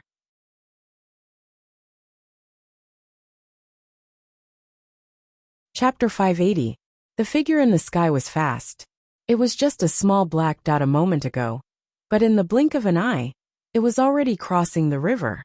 As the eagle flew closer and closer, the Yinjiao people's expressions became more and more strange, as if they didn't believe it. They glanced at Xiaoxian, and saw Xiaoxian smiling at the sky. He didn't seem like he was going to change his mind. They looked at Ao again as if asking, Chief, are we really not going to do anything? Ao wasn't sure either. He thought Xiaoxian was talking about the giant mountain eagle called Cha-Cha. But now he realized that wasn't right. Cha-Cha wasn't that big. Moreover, if it was a Cha-Cha, why didn't the drumming tribe recognize it? However, despite his doubts, Ao didn't let them do anything. He just nodded at Xiaoxian with his chin, indicating that they should wait for Xiaoxian's decision. Caw! A loud eagle cry rang out in the sky. It was so loud that many people covered their ears. Caesar opened his mouth. He wanted to scream, but he wasn't sure. The huge figure quickly rushed towards them. When it landed, the wind caused by the flapping of its wings was so strong that it almost blew them away. If it weren't for the fact that the people standing here were all quite strong, they might not have been able to stand still. Ao raised his hand to block in front of his face. The wind was so strong that he almost closed his eyes. Boom! The giant eagle landed on the ground. Some of the stones on the ground were crushed, while others were sent flying. Stone chips and dirt flew up, hitting people's arms painfully. Xiao Xian laughed and walked over with open arms. He hugged his old friend, whom he hadn't seen in a long time. Ao put down the hand that was blocking in front of him and looked over. The eagle standing in front of Xiao Xian was twice as tall as the one in his memory. Its body was also much bigger, and the patterns on its feathers were different. If it wasn't for the fact that the eagle bowed its head and seemed very familiar with Xiao Xian, he would have doubted his own judgment. Long time no see, Cha-Cha.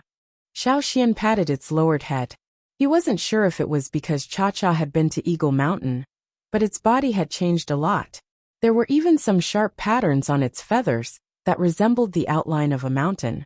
In the past, when they came to the drumming tribe, Cha-Cha rarely stayed on the ground and had little contact with the people of the drumming tribe. Now that his size had changed so much and his fur pattern had changed, it was no wonder that no one in the drumming tribe could recognize him. Not only the drumming tribe, even the flaming horn tribe couldn't recognize him. Cha-Cha's excitement, if it wasn't for Xiao Xian's eyes. Seeing Caesar next to him, Cha-Cha raised his claws and walked over. Just as he was about to communicate with him, he saw Caesar's injured eye. Cha-Cha's, SSSSSS. How's Cough. Xian, this is Cha-Cha. Ao walked over and asked. Yes, that's it. Xiao Xian knew what Ao and the others were confused about, so he explained. It must have changed a lot because it went to Eagle Mountain again. Ao nodded in understanding. Sure enough, giant mountain eagles had their own secrets. When they were still on the other side of the river, Cha-Cha had also been to Eagle Mountain once. After that, he didn't know how he got there. He thought that Cha-Cha didn't go back with the Hui tribe because something happened. He didn't expect to see Cha-Cha here. Thinking of what Fusher said just now, Ao also smiled and praised. This guy even knows to help our tribe look after our home. Haha. Xiao Xian laughed. From what he knew about Cha-Cha, Cha-Cha's wasn't because of the tribe. If this happened to Yinjiao's old haunt, it wouldn't have done anything, and would have pretended not to see anything. To it, the place on the other side of the river was more intimate. The Yinjiao's old haunt was not its. To it, this was its old haunt. It grew up here, so its feelings for this place were deeper. It had completely incorporated this place into its territory. When it saw the drumming tribesmen trying to come ashore, it felt like its territory was being invaded. Even though it knew many of the drumming tribesmen, it couldn't calm its anger. Fortunately, it knew the drumming tribesmen and knew about their relationship with Yinjiao and Xiao Xian, so it only chased them away and didn't chase after them. Cha-Cha wasn't friendly to others. It had a bad temper and might not even give face to the Yinjiao tribesmen, let alone the drumming tribesmen. No wonder Fusher said that the eagle on the other side of the river was fierce. After meeting Xiao Xian and Caesar, Cha-Cha went to look for Old Ke. When it was young, other than Xiao Xian, only Old Ke took care of it. So compared to the other Yinjiao tribesmen, it was more restrained around Old Ke. It was in a good mood today, so it started looking for familiar faces. Even though it didn't care much about the other Yinjiao tribesmen, it was still happy to see familiar faces in a familiar atmosphere. But why were there so many unfamiliar auras in this group? Its eagle eyes scanned the group and found that it didn't recognize half of the people in the group. Cha-Cha tilted its neck and looked at the 7 green-faced fanged beasts in the cage. It moved its claws. When it came to dangerous things, it always killed them first. Seeing Cha-Cha like this, Xiao Xian knew what it was thinking and quickly stopped it. Don't even think about killing them. The tribe needs them. Chief, Elder, are we going over? Knowing that the creatures on the other side of the river weren't a threat, but their own people, Mai and the others were relieved. No one coveted their place, and no other beasts were there. They were so close, and they wanted to go home. After comforting Cha-Cha, who was throwing a tantrum again, Xiaoxian asked Fu Shi, "Can we swim across the river?" Fu Shi shook his head. "I don't know, we haven't been in the water before. When we went over, we had to rely on treasure fish." "I see." Xiaoxian thought for a moment. "Then we'll fly them over in batches." Now that Cha-Cha was back, and his body had grown so much bigger, he could send more people at once. "We can also ask the treasure fish to help you." Knowing that the other side was actually Yinjiao's territory, Fu Shi was relieved. He was very satisfied to be neighbors with Yinjiao. So, while asking the crocodiles of the drumming tribe to help, Xiaoxian also modified the carriage with rattan ropes for Cha-Cha to lift. There were people standing in the carriage, so it could be lifted over directly. There weren't many people to be transported at once, but they weren't in a hurry. They would first send some people over, and then build a boat. There was obviously more wood on the other side of the river than here, and the damage wasn't serious. They could quickly make a simple raft. This made Xiaoxian very happy. It seemed like they could float wood in this river.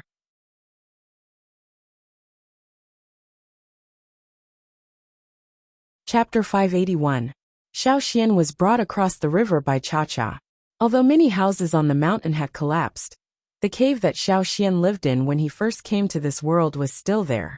From the outside, it still looked the same as before. When Xiaoxian went in, there were some bird droppings and traces of wild beasts. They probably came in after the tribe left, but when the world changed, they were scared away. Later, with Cha-Cha here, they didn't dare to come back. Without looking much, Xiaoxian and the other warriors who crossed the river first went to cut down trees nearby. Many of the trees on the surrounding mountains had fallen, but many more were still standing. Now they didn't have time to go further into the forest to cut down the thick ancient trees, so they could only use the trees on the nearby hills to deal with the emergency. It didn't take much time to make rafts, so Xiaoxian and the others quickly made some rafts. Xiaoxian calculated the width of the river.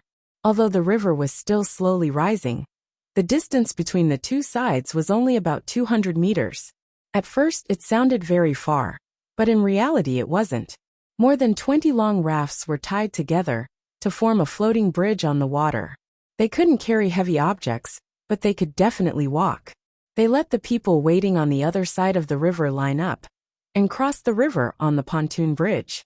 As for the few fearsome beasts, except for the alligator snapping turtle, the others were brought across by Cha-Cha in batches. Now that Cha-Cha was much bigger than them, he could hold them. The 7 green-faced fang beasts were brought across the river in cages. They were very repulsed by Cha-Cha, and there was hostility between fearsome beasts. Fortunately, Xiaoxian, the one who enslaved them, suppressed them.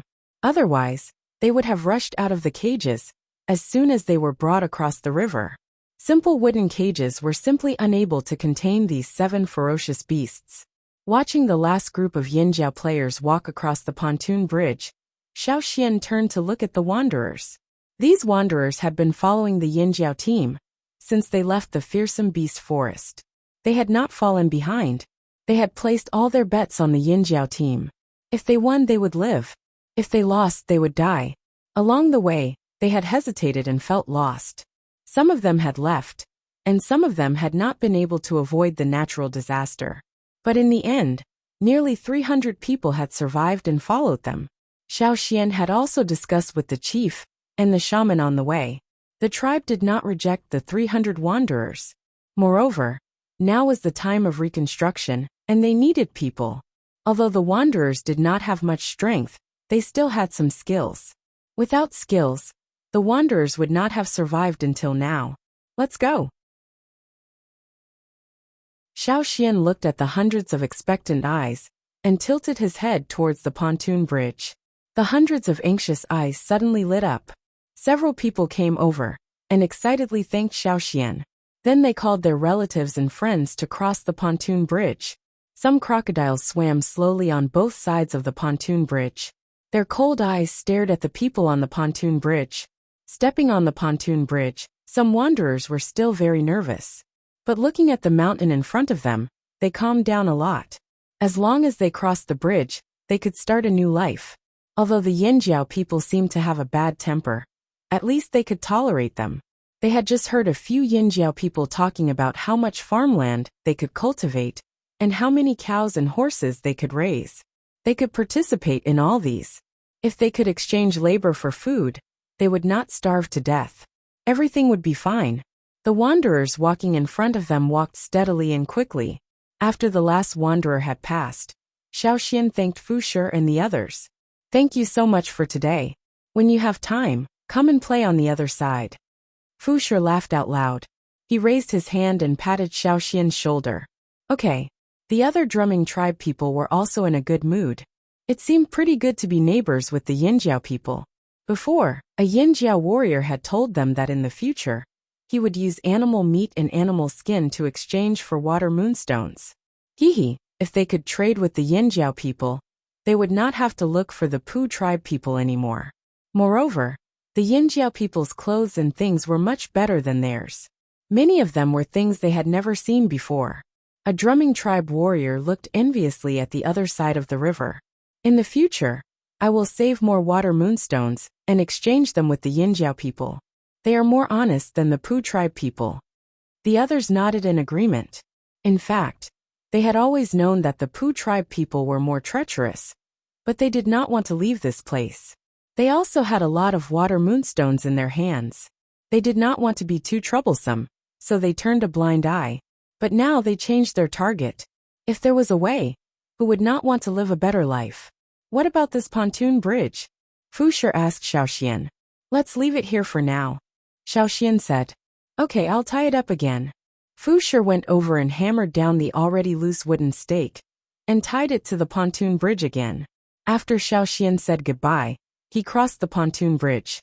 It was already late, and there was no time to build a new house. They could only make do for now.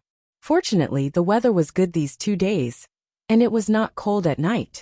After experiencing this difficult journey, staying here for one night was actually very easy for many people. They were too lazy to move if there was a cave. Some children had already wrapped themselves in animal skins and slept directly on the ground. They had an impression of this place. It was like returning to the cradle, and they slept very deeply. The shaman called Xiaoxian over to discuss the settlement of the wanderers. In the end, they decided to give them a nearby hill to live in. There were no plants on the hill, but there were many holes like small houses. The warriors who went there to train in the past dug out stones. In the past, when the warriors were tired from training, they would rest there. Just right now the wanderers lived there. Now the wanderers were exhausted and did not have the strength to build houses. The Yinjiao people were not much better. The warriors still had to assign tasks to clean up dangerous beasts. Everything could only depend on themselves. Having a cave to live in was already very good. After walking around, Xiaoxian went back to rest. The house he and Old Ku used to live in had already collapsed. Caesar was lying there. Old Ku was wrapped in animal skins and directly leaned on Caesar to sleep. Cha-Cha had flown away. Xiaoxian spread out a piece of animal skin and closed his eyes. It was rare for him to have a good night's sleep. The next day, after Xiaoxian woke up, he did not have time to eat breakfast. He ran to the river bank to look at the pontoon bridge above. The pontoon bridge sank a little. Xiaoxian went over and turned over the rafts near the shore. He saw some strange insects with long tentacles attached to them. The pontoon bridge sank because of them. They were dying, and their bodies were not as flexible as before. They could not stretch as freely as before. When the river disappeared, the living environment in the water might have changed. It was no longer conducive to their survival. Those that could leave had already left with the receding water. Those that could not leave could only wait for death.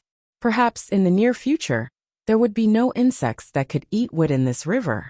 Many river beasts that Xiaoxian and the others had seen in the river had also disappeared. Perhaps they had left with the river beasts. Perhaps they continued to live in a remote mountain forest in the upper reaches of the river. However, that was not what Xiaoxian needed to worry about. The changes that were unfavorable to the river beasts were good news for people. The Yinjiao team returned to this place again and started a new life. What was different from before was that they were no longer isolated from the world. When they wanted to go on a trade trip, if they wanted to use the animal skins they hunted to exchange for more things, if they wanted to communicate with more people, all they had to do was to walk across the pontoon bridge.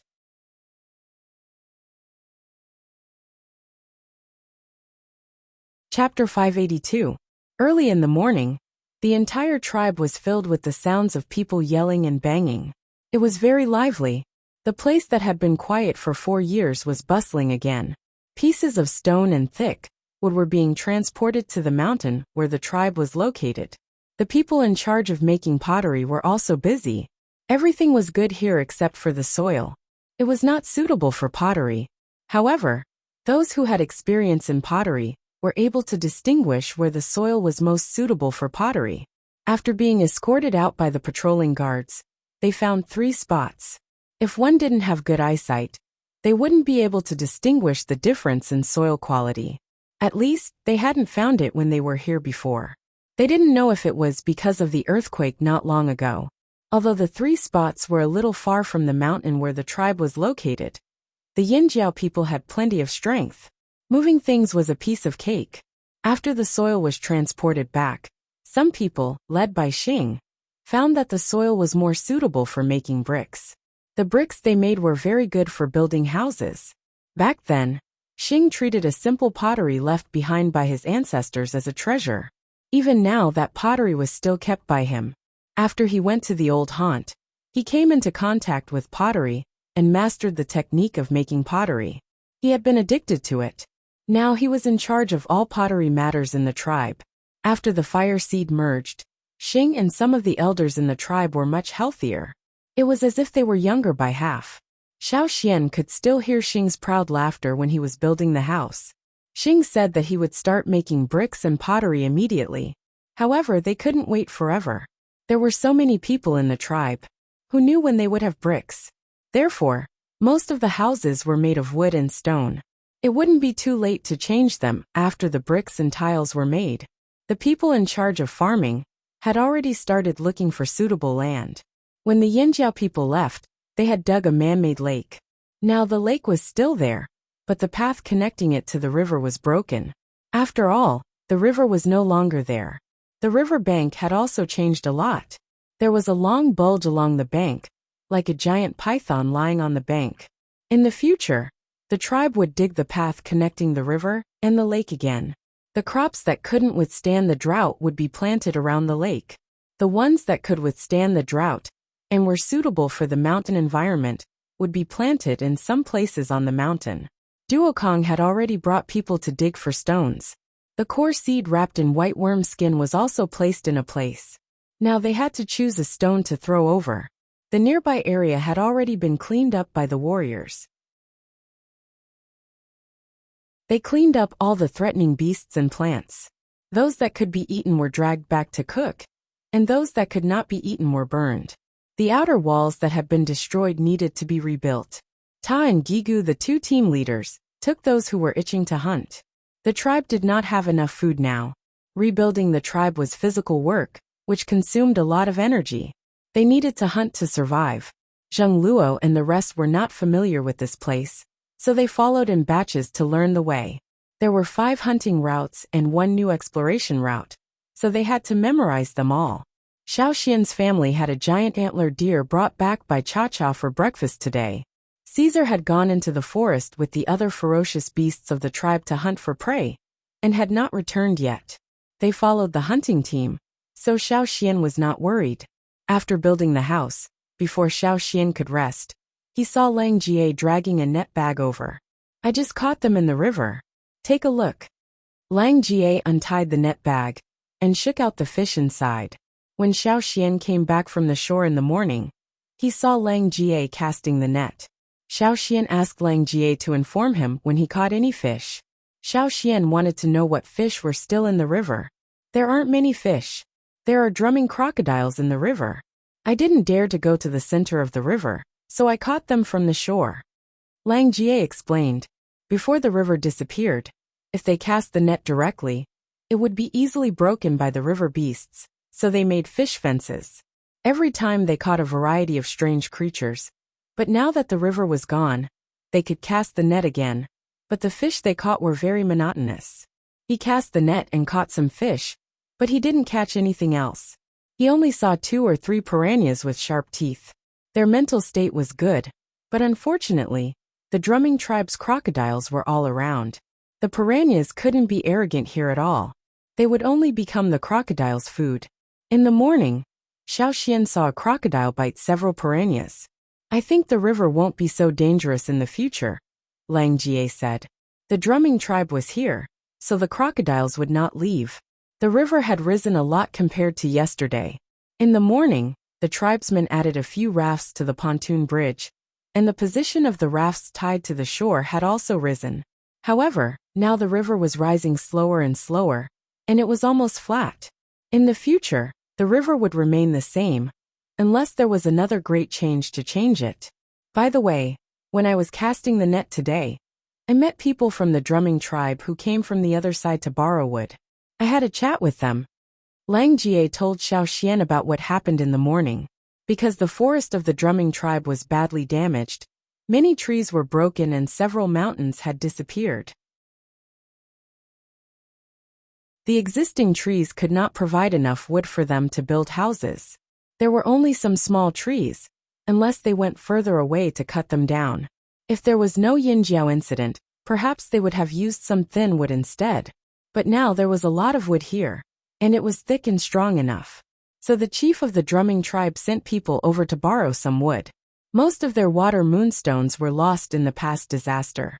Perhaps they were buried deep in the ground and could not be dug out. The small amount they had was traded for food by the traveling team. Now if they wanted more wood, they could only borrow it.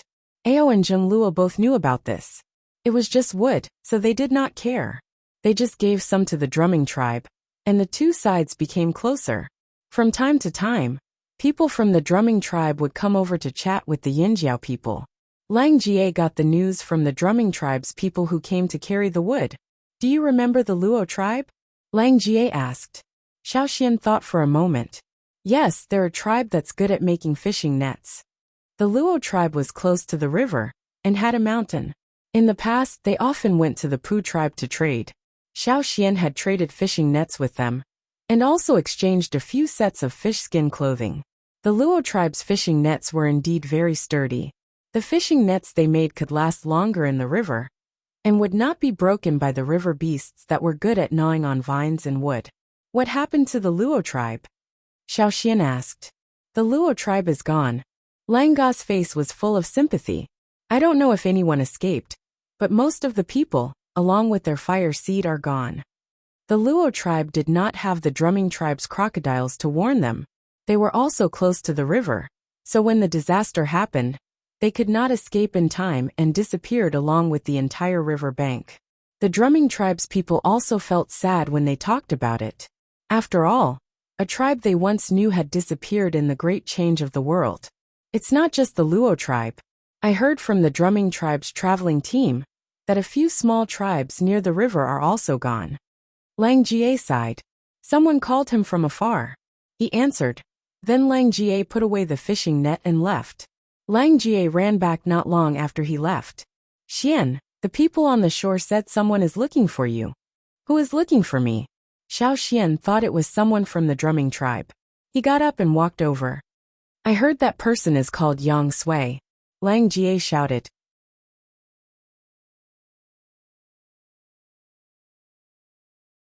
Chapter 583. Yang Sui, the shaman of the Rain tribe? Why did he come here at this time? Xiao Xian was puzzled. He put down his work and went to the riverbank with Lang Ga. Did he come here alone? Xiao Xian asked. No, there were a few others. I didn't see the exact number, but they seemed to be in a hurry, Lang Jie said. In a hurry? Was it for the tribe or for other reasons? When Xiao Xian came to the riverbank, Yang Sui and the others had just been led ashore. Because of the disaster, the mountain had been raised a lot. The part near the riverbank was very steep. The warriors of the tribe had been repairing that part for the past 2 days, so there were no intact roads or stairs for them to climb up. Yang Sui and the others were covered with mud and stone marks. They looked very embarrassed and tired. It made sense. The distance from the Rain tribe to here was quite far. Just looking at this group of people, they were already exhausted. If it weren't for the flaming horn warriors who helped them up, perhaps half of them wouldn't have been able to climb up. Seeing Xiaoxian, Yang Sui forced a smile, and then sat down on the ground. It was rare for him to be in such a state. Let me take a break first. Yang Sui wanted to lie down on the ground. He was only a shaman. Compared to the other warriors of the Rain tribe, he was much weaker. Xiaoxian asked someone to bring some food. Looking at these haggard and tired people, they must be hungry. They wouldn't be short of water. Manjio, bring some food. How did you find this place? Xiaoxian asked. I was going to the fearsome beast mountain forest. I heard that Yinjiao was migrating again, so I asked around and followed you all the way here. Yang Sui turned his head to look at the busy Flaming Horn tribe. They didn't look dispirited at all. He thought the Flaming Horn tribe would be in a bad mood after being forced to move because of the disaster. He didn't expect it to be completely different from what he expected. Yang Sui didn't explain the specific purpose of his visit. Xiaoxian didn't continue to ask. This wasn't a good place to chat. Yang Sui must have something else to say. The 20 people of the Rain tribe all looked confused and nervous. They were even more anxious than the Yinjiao team during the migration. They just didn't say anything. Something must have happened. Was the Rain tribe seriously affected by the disaster? After a short rest, Xiaoxian asked someone to send a message to the shaman and chief, telling them that the Rain tribe had come. Then he took Yang Sui and the others to his house. The house had just been built, so it was a little crowded with more than 20 people. So Yang Sui asked the others to wait outside. Because the place where the tribe received outsiders had not yet been built, they could only wait here. However, these people of the Rain tribe didn't care about this. They just waited outside the house quietly. Old Cook cooked a pot of meat soup and shared it with them. Then he sat on a stone outside the house and chatted with these people who came from afar. Old Cook rarely saw people from other tribes. After all, he couldn't go out with the travel team because of his leg injury. In fact, he was very interested in many things about other tribes. When there was no one else in the house, Yang Sui's face suddenly collapsed. He scratched his head and said, I'm afraid we have to migrate this time too. Why? Xiaoxian was surprised. Originally, he thought Yang Sui came here because of the disaster or the fire seed. But now it seemed that there was something else. In fact, the disaster in the past didn't have much impact on our tribe. At least we didn't suffer as many casualties as other tribes, Yang Sui said. The violent earthquake did cause houses to collapse, and people were directly shaken from the ground. But in comparison, the Rain tribe didn't suffer much. When the earthquake was over, they could quickly resume their original life. As for the hot winter, the Rain tribe was short of water all year round. Now Yang Sui could pray for rain.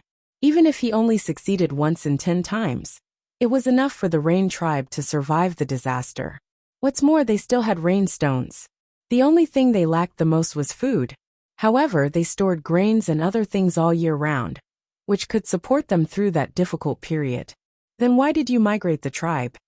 After a pause, Xiaoxian suddenly asked, the desert? Yang Sui smiled bitterly. Who else could it be? Yang Sui rubbed his face to make himself more energetic and continued. I used to think that Rock Hill City would be more peaceful after driving away the other slave owners in the desert. But not long after the disaster, some slaves escaped from the desert and stole from our tribe. After we caught them, we interrogated them. Speaking of this, Yang Sui's expression was very strange, as if he couldn't believe it, but also as if he was worried about something. Those people were the slaves of the slave owners who were killed by Rock Hill City. They had been escaping in the desert, and some of them had gathered into small groups to survive. But after the disaster, most places in the desert were badly affected. Many people were directly buried in the sand because of the earthquake. This is not what I am most worried about. Taking a deep breath, Yang Sui looked at Xiaoxian.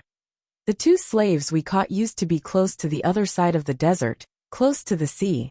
However, he told me that the people who gathered on the other side of the sea were basically dead.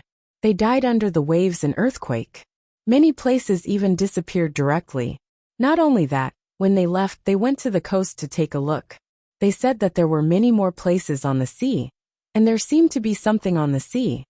As he spoke, Yang Sui looked at Xiao Xian. Seeing that Xiao Xian was silent, Yang Sui continued. Part of the desert disappeared, and some strange things appeared on the sea.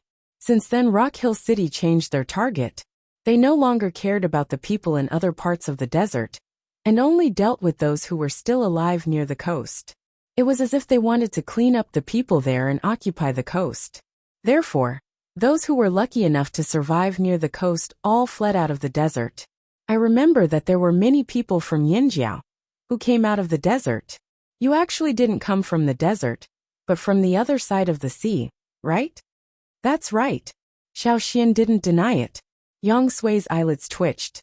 He couldn't help but stand up and ask impatiently, "What's on the other side of the sea? Why did the people of Rock Hill City change like that? Do you know?" What happened on the sea wasn't the main reason why Yang Sui was so worried. He just felt great unease from Rock Hill City's actions. If the disaster really closed the distance between the two sides, then what the slaves saw might really be what I know. Xiao Xian didn't expect something like this to happen. It happened only a year after they left. On the other side of the sea, there are tribes and slave masters. Many slave masters. But you asked if Rock Hill City had anything to do with them. From what I know, the Shi family has a grudge with them. I knew it. Yang Sui scratched his head with his fingers. The Rain tribe was close to the desert, so they knew more about slave owners. For thousands of years, there were several large boxes of records about slave owners.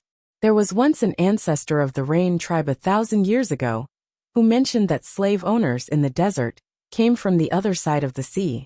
He always knew that there were people at the end of the desert, on the other side of the sea. It was just that they were far away. In the past 1,000 years, he didn't hear of anyone coming from that side. Even when the desert changed and Rock Hill City became the ruler of the desert, they didn't think about that direction. It wasn't until Xiao Xian and the other Yinjiao people came out of the desert that Yang Sui was triggered. After that, Yang Sui flipped through many of his ancestors' records. The more he read, the more frightened he became. Then he thought about what Xiao Xian told him about the fire seed. Yang Sui couldn't stop worrying. Now the desert changed again. Rock Hill City's actions made Yang Sui even more worried. He always felt that it wasn't safe to continue staying there. He even dreamed that the fire seed was extinguished. After a year he lost weight. After the disaster, Yang Sui finally decided to bring some people to Xiao Xian to ask about the fire seed. At the same time, he also wanted to find out about the other side of the sea. He didn't just mention it casually. He really did have an idea. The slave masters in Rock Hill City were too dangerous. The Rain tribe couldn't fight against them. In the past, there were many slave masters and many forces in the desert. They could still fight among themselves. Now the desert was Rock Hill City's territory. What if they wanted to expand in the future? Now, he heard from Xiao Xian that Rock Hill City had a grudge against the people on the other side of the sea. If they fought, would Rock Hill City target the tribes near the desert when they lacked slaves?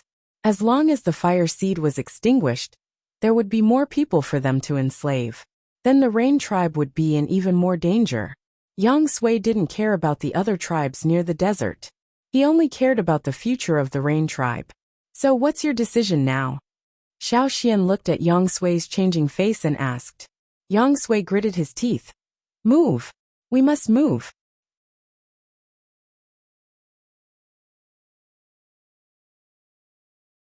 Chapter 584. However, when it came to migration, Yang Sui hesitated. In fact, when Xiao Xian brought the Yinjiao people out of the desert last year, he already had the idea of migrating the tribe. It was not only about the fire seed, but also about the future of the tribe. However, migrating the tribe was a big deal for the whole tribe. He dared not make the decision on his own. Even though he had a high status in the Rain tribe, he could not make the decision on his own when it came to migration or the fire seed. He had been discussing with other senior members of the tribe until now. After a year's work, he had convinced many people. However, the decision to migrate the tribe had been made. but where to move to would lead to a new round of arguments. Some people suggested moving to the central part of the continent, where there was plenty of water, good weather, and fertile soil. It was a good place to plant crops, and people in the tribe could live a good life there. However, as soon as this suggestion was put forward, it was opposed by more people. He was well aware of the fighting capacity of the Rain tribe. All the traveling teams knew how competitive the central region was. Moreover, there were too many powerful warriors in the central region. Just the few big tribes alone could suppress them. How could it be easy to pick up the food among these powerful warriors? Besides, the situation in the central part of the continent had long been formed. It was hard for the Rain tribe to find a place to stay in the central part of the continent. Speaking of this, young Sui felt sad. In fact, a long time ago, the Rain tribe was also very strong. However, if he said this now, he would be ridiculed. Now the Rain tribe had been declining. Not to mention the big tribes in the central part of the continent. Even some medium-sized tribes in the central part of the continent could beat them black and blue. Yang Sui had thought about whether he should go to the Yinjiao tribe. When they were discussing the migration location, the Yinjiao tribe had already destroyed Wuxia and dominated that area. Although it was close to the fearsome beast forest, the Yinjiao tribe was there. It should be fine, right? Besides, there were not many tribes there. They could find a place a little further away from the fearsome beast forest. This was also his purpose when he left the tribe to find the Yinjiao people in the fearsome beast forest. However, halfway there, he heard that the Yinjiao tribe had migrated again. He could only look for them all the way here. Thinking back to what he saw before he entered the house, the place where the Yinjiao tribe was now seemed to be more stable. Are you going to settle down here? Yang Sui asked tentatively. Yes, we can't live in the fearsome beast forest anymore. Seeing Yang Sui rolling his eyes, Xiao Xian guessed something and asked, What do you think? Ahem, a little bit. After thinking for a while, Yang Sui said, What do you think if the Rain tribe comes here? Here. Xiao Xian pointed at his feet and drew a line to indicate the riverbank. No. I'm not talking about the river.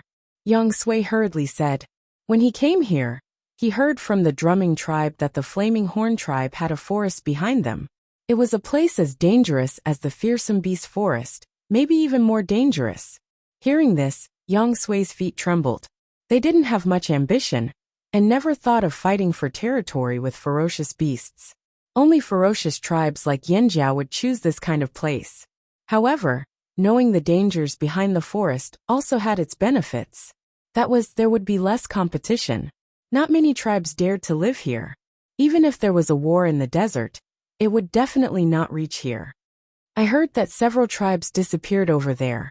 Yang Sui pointed to the other side of the river, where the drumming tribe lived. What do you mean? Xiao Xian understood. Yang Sui wanted to find a place to live near the drumming tribe. In the past disaster, several small tribes near the river were destroyed. The Rain tribe wanted to take advantage of this opportunity to occupy a place. Haha. Yang Sui rubbed his hands. That was what he meant. Although the drumming tribe looked fierce, he could tell that the drumming tribe didn't have much ambition. They were easy to get along with, after getting to know their tempers. They could even rely on the Flaming Horn's support. Don't think he didn't know anything. The Flaming Horn tribe had a lot of things in their hands. They weren't interested in a small tribe like theirs. Plus, the Flaming Horn fire seed was gone. If they moved to this area, they wouldn't have to worry about being suppressed by the fire seed. Yang Sui knew a lot of things. He could even connect the notes left by his ancestors to the current situation in the desert. After thinking about it, he felt that it was safest to rely on Yinjiao. The tribes in the central region were not suitable. There were too many tribes relying on them. If the Rain tribe went there, those tribes wouldn't care. But Yinjiao was different. They knew each other. We've known each other for a long time. Haha. Yang Sui laughed. Xiao Xian spread his hands. That's not Yinjiao's territory. You can make your own decisions. But I have to remind you that even if we don't have any conflicts, I can't guarantee what will happen if the Rain tribe makes trouble. Hey, I know. Of course I understand.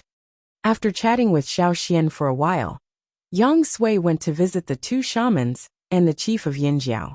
Then he left with more than 20 people of the Rain tribe. He planned to talk to the people of the Drumming tribe and make a final decision. The people of the Drumming tribe were still talking about the Luo tribe and other tribes that didn't survive the disaster. While they were sighing, they heard that the Rain tribe intended to move here. They didn't care much about the Rain tribe. As long as they weren't greedy and cruel people, the people of the Drumming tribe didn't care. Knowing that the water moon stones came from the Drumming tribe, the Rain tribe's people's eyes lit up. They didn't want to rob them, but they felt that it would be easier and more cost-effective to trade with them, just like how they could exchange for shells more easily in the past. They didn't expect that moving here would bring them such benefits. Without shells, they still had water moonstones. Do the people of the Drumming tribe eat grains? We can plant it. All of us in the Rain tribe can plant it. What? We don't eat grains, but we like meat? We can raise animals, cattle, sheep, horses, and so on. What kind do you like to eat? We'll sell them to you at a cheaper price. Pottery? Linen? We can do that too. We can do anything. We can learn even if we don't know how to. So, when Xiao Xian was discussing with the shamans and chiefs, he heard from the warriors who came back from the riverbank that the people of the Drumming tribe and the Rain tribe had become good friends. It seems that the Rain tribe is likely to move here. Xiao Xian said. The shaman thought of something and smiled. In fact, the Rain tribe has a long history. They may not be worse than the big tribes in the central region today, but I don't know how they became like this. They know far more things than we know. It's just that the Rain tribe's living place limited them. The people of the Rain tribe said that they could farm, raise animals, and make pottery. They weren't bragging. The ancestors of the Rain tribe did master a lot of skills. But later, the people of the Rain tribe gradually gave up those skills because they could get a lot of good things without those skills. But now, in order to survive, they might pick up those skills again. You're tuning in to the Li Mei's Wuxia Whispers YouTube channel. We're so grateful for your support. And don't forget to subscribe to join us on this incredible journey through captivating stories. Your generosity through donations truly makes a world of difference, as it's the primary source of revenue that allows me to expand and enhance this channel for you. Thank you from the bottom of my heart for being a part of this adventure.